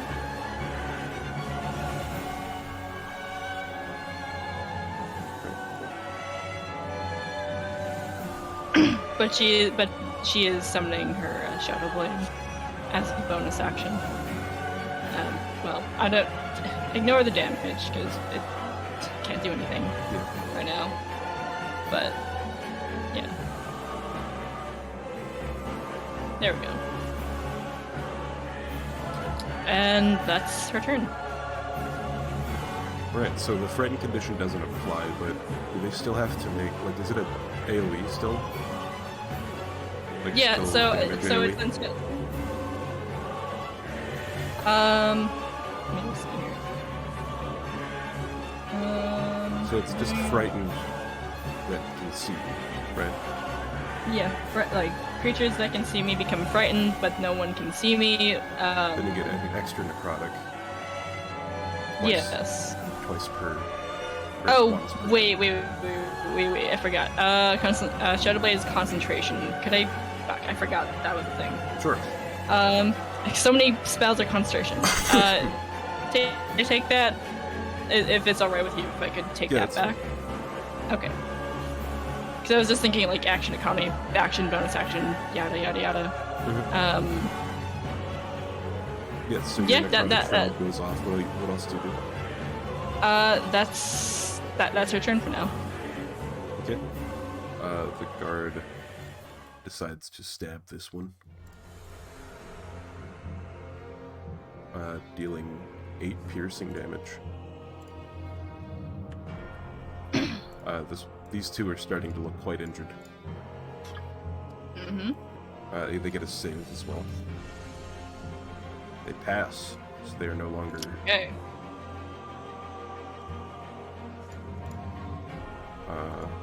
This guy... Now? Yeah. Attacks 1d2. No, 1d3, because there's 3. He attacks this one. For 16 for 2? That's really shitty. Wow.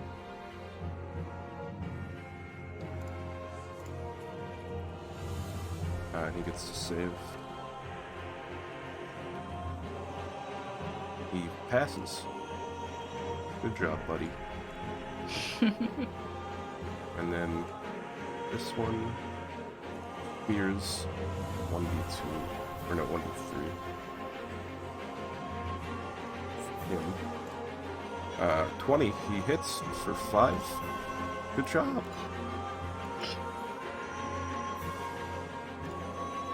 And then save.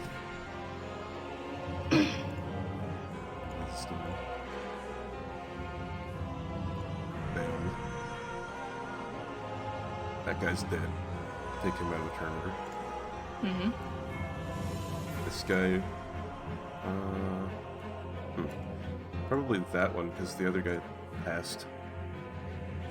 It happened this turn, so maybe he doesn't realize. He's in a bit of a haze. Yeah, I think he attacks that guy. He hits him for 5 piercing.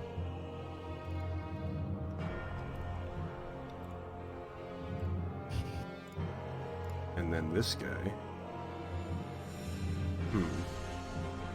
Alright, so... as it's written, he just attacks whoever's closest to him. Mm-hmm. Longsword miss, longsword hit for all of the health. So that guy is now dead. Perished. And now the second closest to him, they're like all 3 of these people are just as close. So Roll. 1.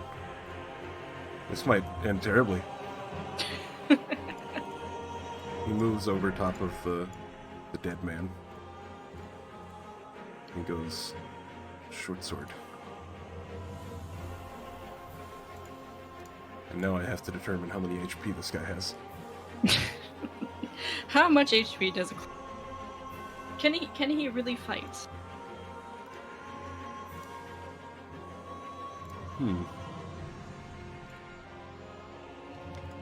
Leave this up to a dice roll.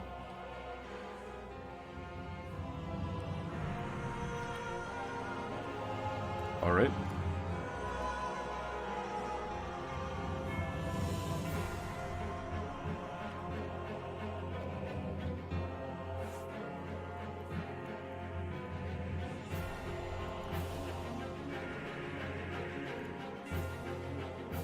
Sorry, I'm looking at a character sheet.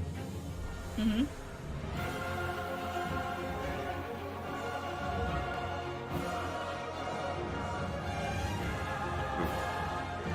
So you can see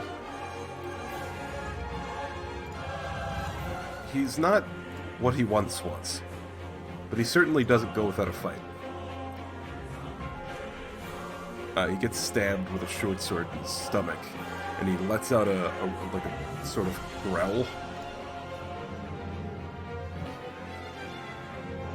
It's Kieran's turn, or Caden's turn. Rheva, it's your turn again. Indeed.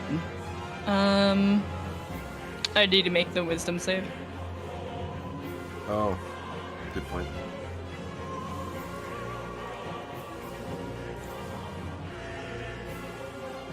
You barely passed. Yeah. He looks down at himself. He's just stabbed. He's just stabbed his leader, essentially. Mm-hmm. What does Rheva do? Rheva.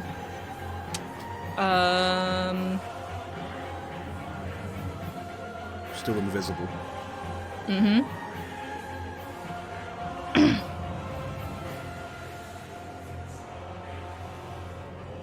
Rheva is going to...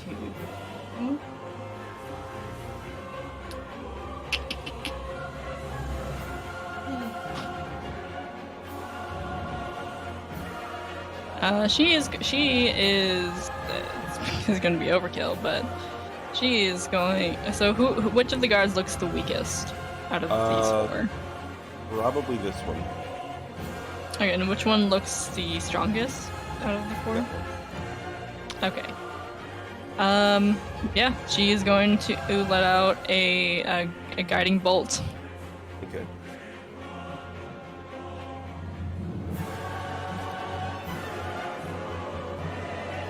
Which is a release of necrotic and radiant energy is like coalescing into So one. who do you do that at? Like the strongest looking guard.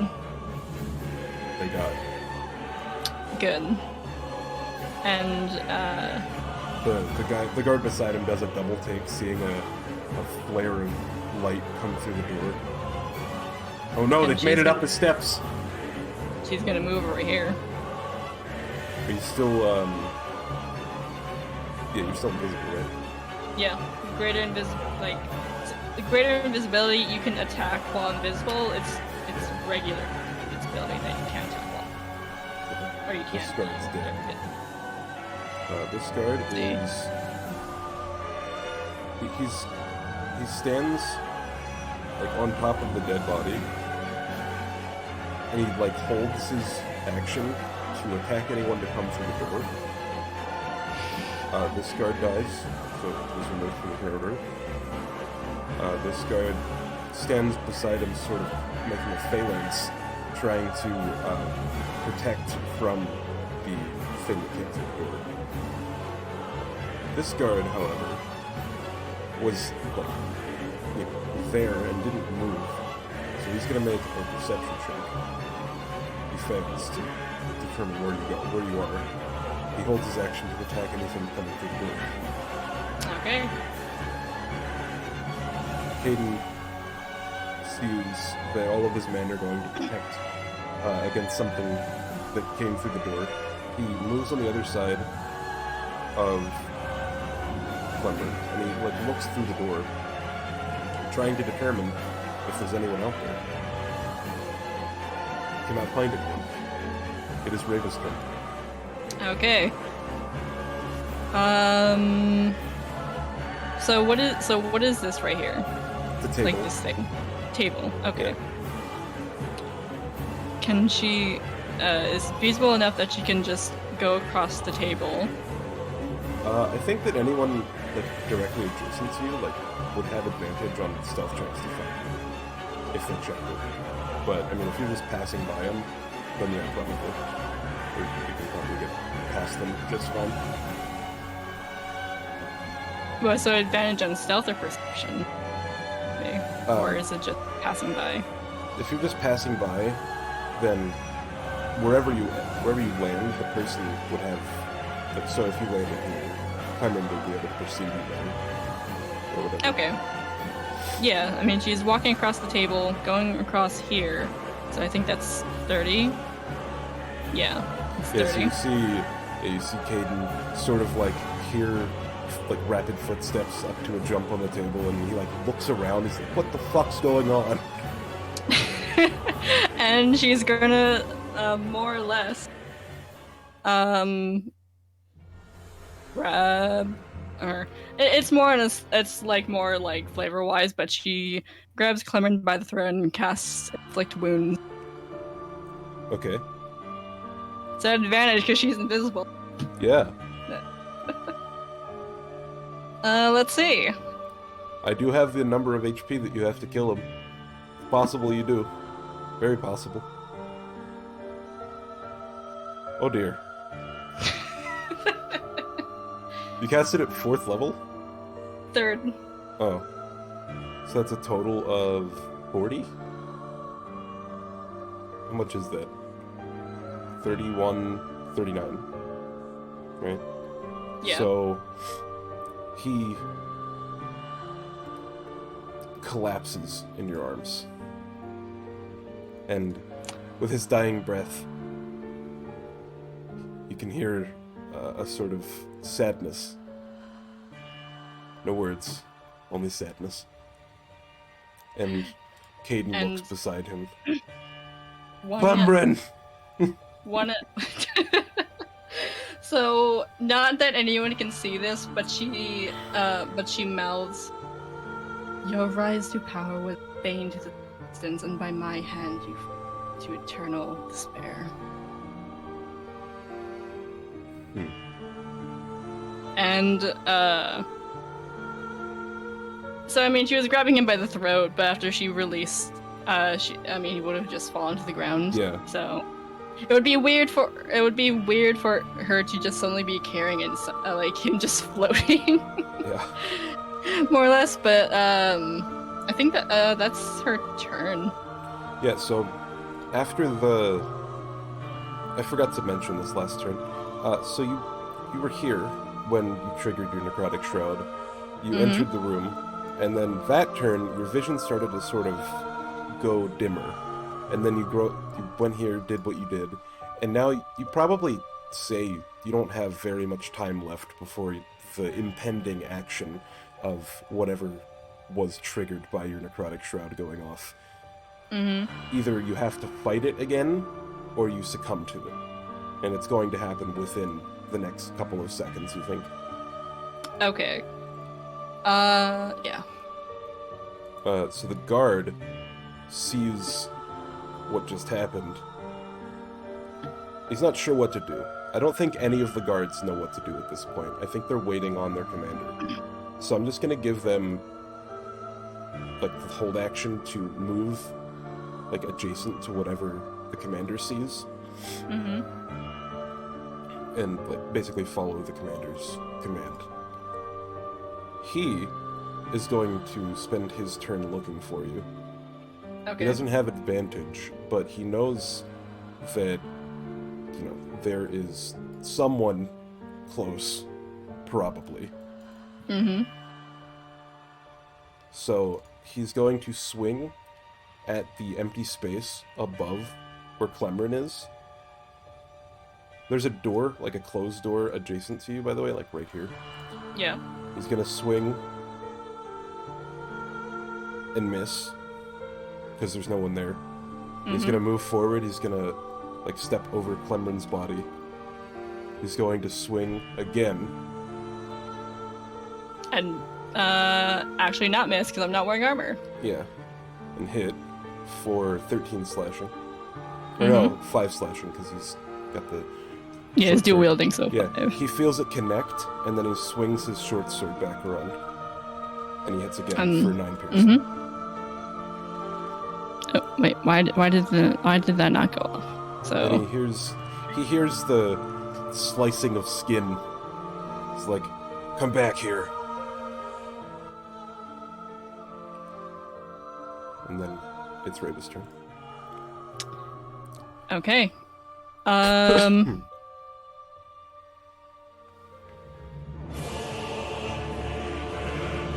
Thank you, Epic Music, for coming around. She is going to, she's going to use her second channel divinity to corrupt again, or attempt to. Does greater... Oh no, you have to make concentration checks, by the way. Yes, I'll do that right now. Trying to ability to plant a seed of corrupt in the darkness of others. Naturally, you can present your holy symbol, of course. Creatures that can see within... Creatures that you can see within 30 feet to make a wisdom saving throw become charmed. Again? Okay. Yeah, she has two channel divinities per long rest. Save is... She fails. Oh, he sees you now. Yeah, he sees me now, but he also does have to make a saving throw. Or all he of failed. you. The 1, 2. This guy failed.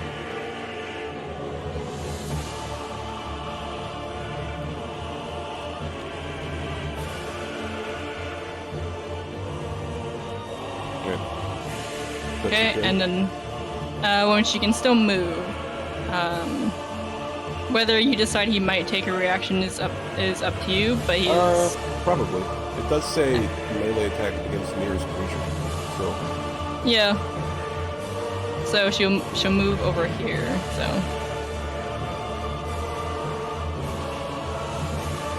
it's a hit for 4 slashing.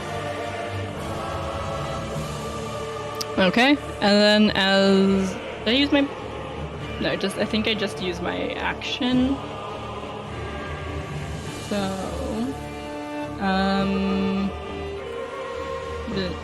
God, what is second one again? I think it's a bonus action. Second one's a bonus action. Yeah, okay, so she'll use her bonus action to second wind. Okay. Where is it? Where did the second wind go? There it is. Minus necrotic. Interesting. Okay. So And guard. I think, and do I have to make this? She's still gonna try to resist, at least until these guards are cleared out. So, does she have to make a wisdom save? save because it's the end of your turn. Yeah. You go blind. Oh, great. Yep. That's what you were fighting off. Oh, I thought you meant like the blinded condition. No, you do take the blinded condition. Oh, okay. Yeah, you go blind. You have limited knowledge of everything around you. Yeah, for all intents and purposes, you were fighting off blindness for 4 rounds, and Okay. now you finally succumb to it because of your corrupted nature. Yes. You get a save against it at the end of your round. This will limit you to like 10 feet of dim vision until a long rest. Okay. Like 10 feet of dim light until a long rest. So, Yeah. corrupted guard, sees only one option, and that is to attack this man. He hits for 2. Saves 14, right? Correct? 14? Yes. 14. So he's not charmed anymore. This one is going to move to you and attack you with a spear. 13 It's for 6 piercing. This moves here. Attacks. You get advantage if you're blind.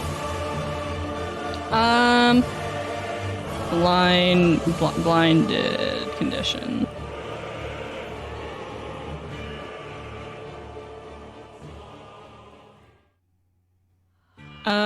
Blind creature can't see and automatically fails any ability check that requires sight. Yeah, Attack so rolls they have have advantage.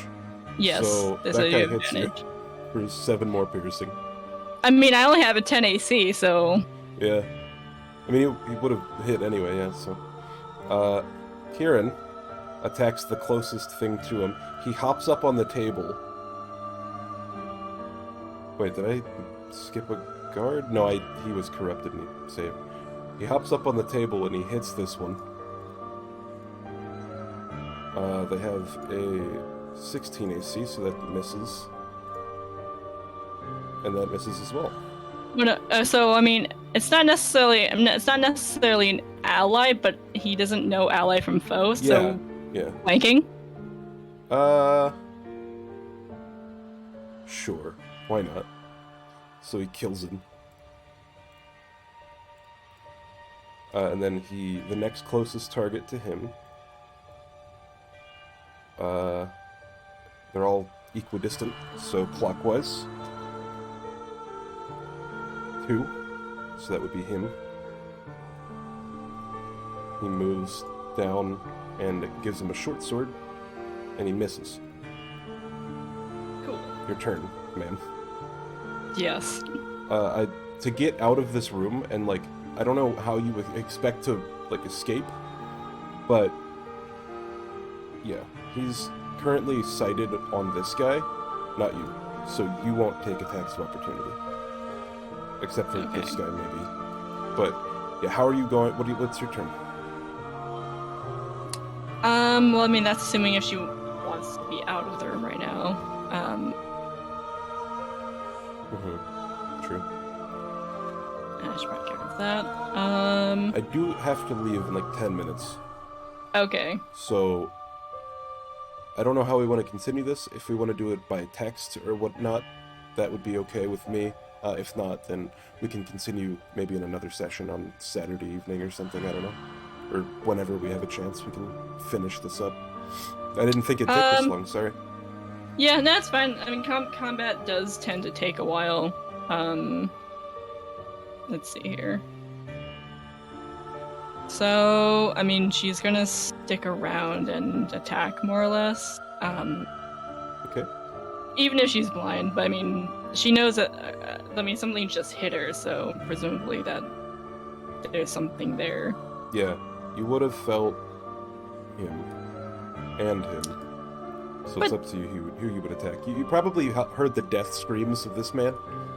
Yeah, but then again, there's something called AO Spirit Guardians. Ooh. So do you have any other concentration stuff going, or was it just the invisibility? It was just the invisibility. Okay, so wisdom saves for all these dudes.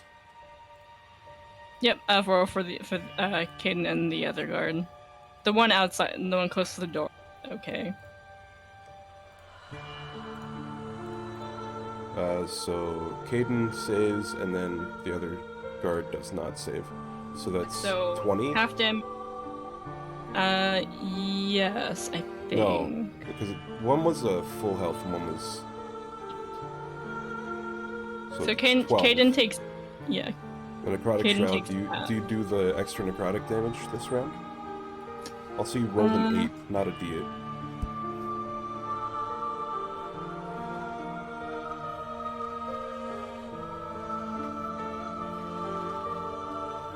Yeah, it just says when you deal damage to it with an attack spell, and this is a spell, so so the spell, so the damage just happens. Okay, so 6 for that one, right? So 6 for Caden. Well, no, so including And the necrotic shroud damage. So, okay, and then that So it'd be guy- 10. So it would be 10 to the one to Caden because he saved. You can't have necrotic. No, you can't have necrotic. It's not inherently part of the spell. Right. So, yeah. Unless he had resistance to necrotic for some reason, then No. yeah, but... So this guy... He sees the commander, like, rushing over, and decides that he's not the enemy, probably. Gonna move here and hit with a spear. He steps into the space. Oh, yeah. So he has to make a save first. He dies. Now it's just you and Caden around a bunch of dead people.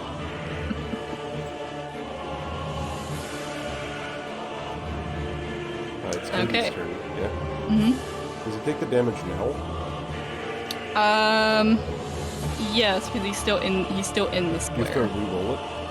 Yes. So that's what I will be doing. Where is it?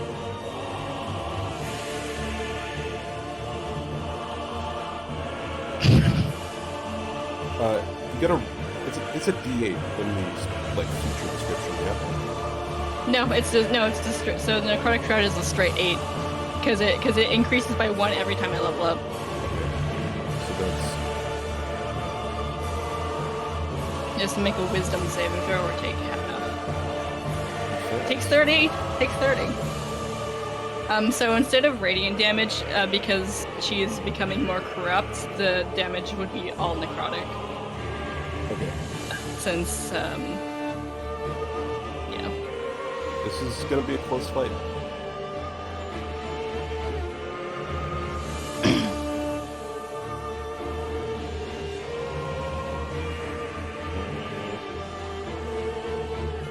Advantage on all of these, by the way. Mm-hmm. So that's 3 hits. Yep. So So it's 4. Well, he And crit 4? goes for a crit, so... Yeah, so 12. And then he gets a saving throw. Mm-hmm. Saving throw and the charm condition. And he passes. Okay, and then I think that... it's my turn. Yeah, it's on the beginning of his turn now. Yeah, it's your turn. We're blinded. What do you do? She is blinded. She is. Oh wait, you forgot to save. You can save for dim light vision. Oh, right. What is that? Wisdom. Wisdom. Okay. What's your spell save? My spell save DC is 14. You pass. Okay, cool. Not blinded. But she's still blinded with anger. You get 10 feet, like 10 feet radius of dim light vision. Okay.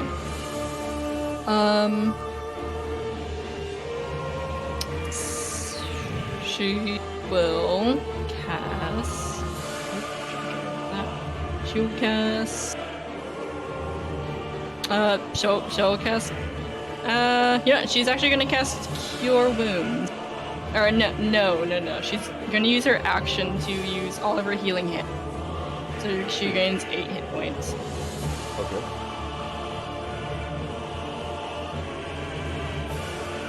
And that's her turn. But he does have to make the wisdom save for the yeah. So that's my DC, so it pass.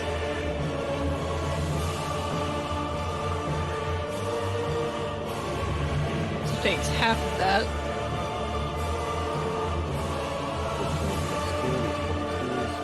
11.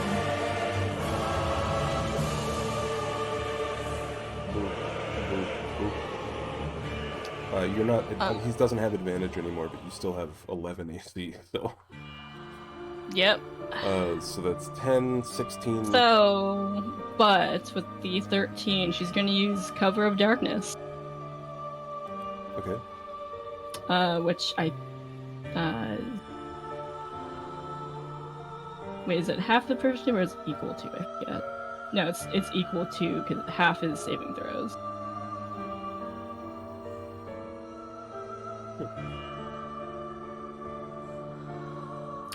So my AC, in this moment as a reaction becomes a 14. So the first long sword doesn't hit, but the short sword doesn't hit. So just the second long sword, which is 6. 12 doesn't hit. It's only one, right? So they one attack, so you did that for the 13, so the 23 does 6 slashing, and then the 12, that doesn't go through AC? No, that does not What's go your through. AC? So my AC after was it after the? No, it's not in here. I don't know. You add your proficiency bonus to your AC for that attack, I would imagine. Yes, I'm. So Probably not for the entire duration of attacks. Yeah, that would be shield otherwise, I think. So Sorry, she does 9, Yeah. so I'll do that. 6 plus 9 is a 15. Mm-hmm. And then he gets to let you go. What do you do? Good question. What does she do? She is going to. You can see him. He's definitely hurt. You're not sure how hurt, but he is, like, blood He's going leaking to on the floor. It's turning inflict- black. Gonna inflict wounds. Okay. Using her class of level spell slot. It's a wisdom save, right? Or no? No, Stacy. inflict wounds. It's an attack roll. Ah. 17. You hit. Wow, I thought you had 18 AC. Yeah, you hit. So that's 29 plus. He is dead. You Yes! He perishes on the ground at your feet as you inflict wounds upon him. Yep, and she's good. So, as it says, as a bonus action, I can try to end the necrotic shroud. Can Okay. she try to end it, or like, should you like Yes. try to like back control? What is that under your necrotic shroud? You said? Got it. Where is it? There it is. So these transformation lasts for 1 minute or bonus action. Okay. So she's trying to wrestle back control to Yeah. force it to end. Yeah, go ahead. Make a wisdom saving throw. No. You fail. You can only... So Yeah, you can probably not attempt this for the remainder, and there's probably only a few more turns left in it anyway. yeah. So essentially, she just stays in this room until it passes through, because there's no enemies for it to want to attack or anything. Okay. So how did you want to do the finishing of this? Well, I mean, more or less, she was essentially just like after Contract ended, she was going to go check outside or see how things are, and Since you're so big on pills. if things are relatively okay with the slaves, then she will go down to meet Moneta, Marca, or whoever is leading the rebellion as of right now. I think it would be best if we just finish this up over text, like a sort of play-by-post Yeah. sort of thing, if that's okay. Yeah, that's fine. Same, like, sort of, in-character talk, but, that way it's easier, and probably I'll have a little bit of extra time tonight to finish that. If, It's just whenever not we get a repeating. chance. Mhm. Alright. Yeah, so just let me know when, and then I'll be there. Yeah. I'll be there to. I'll be at my phone. Yeah, okay.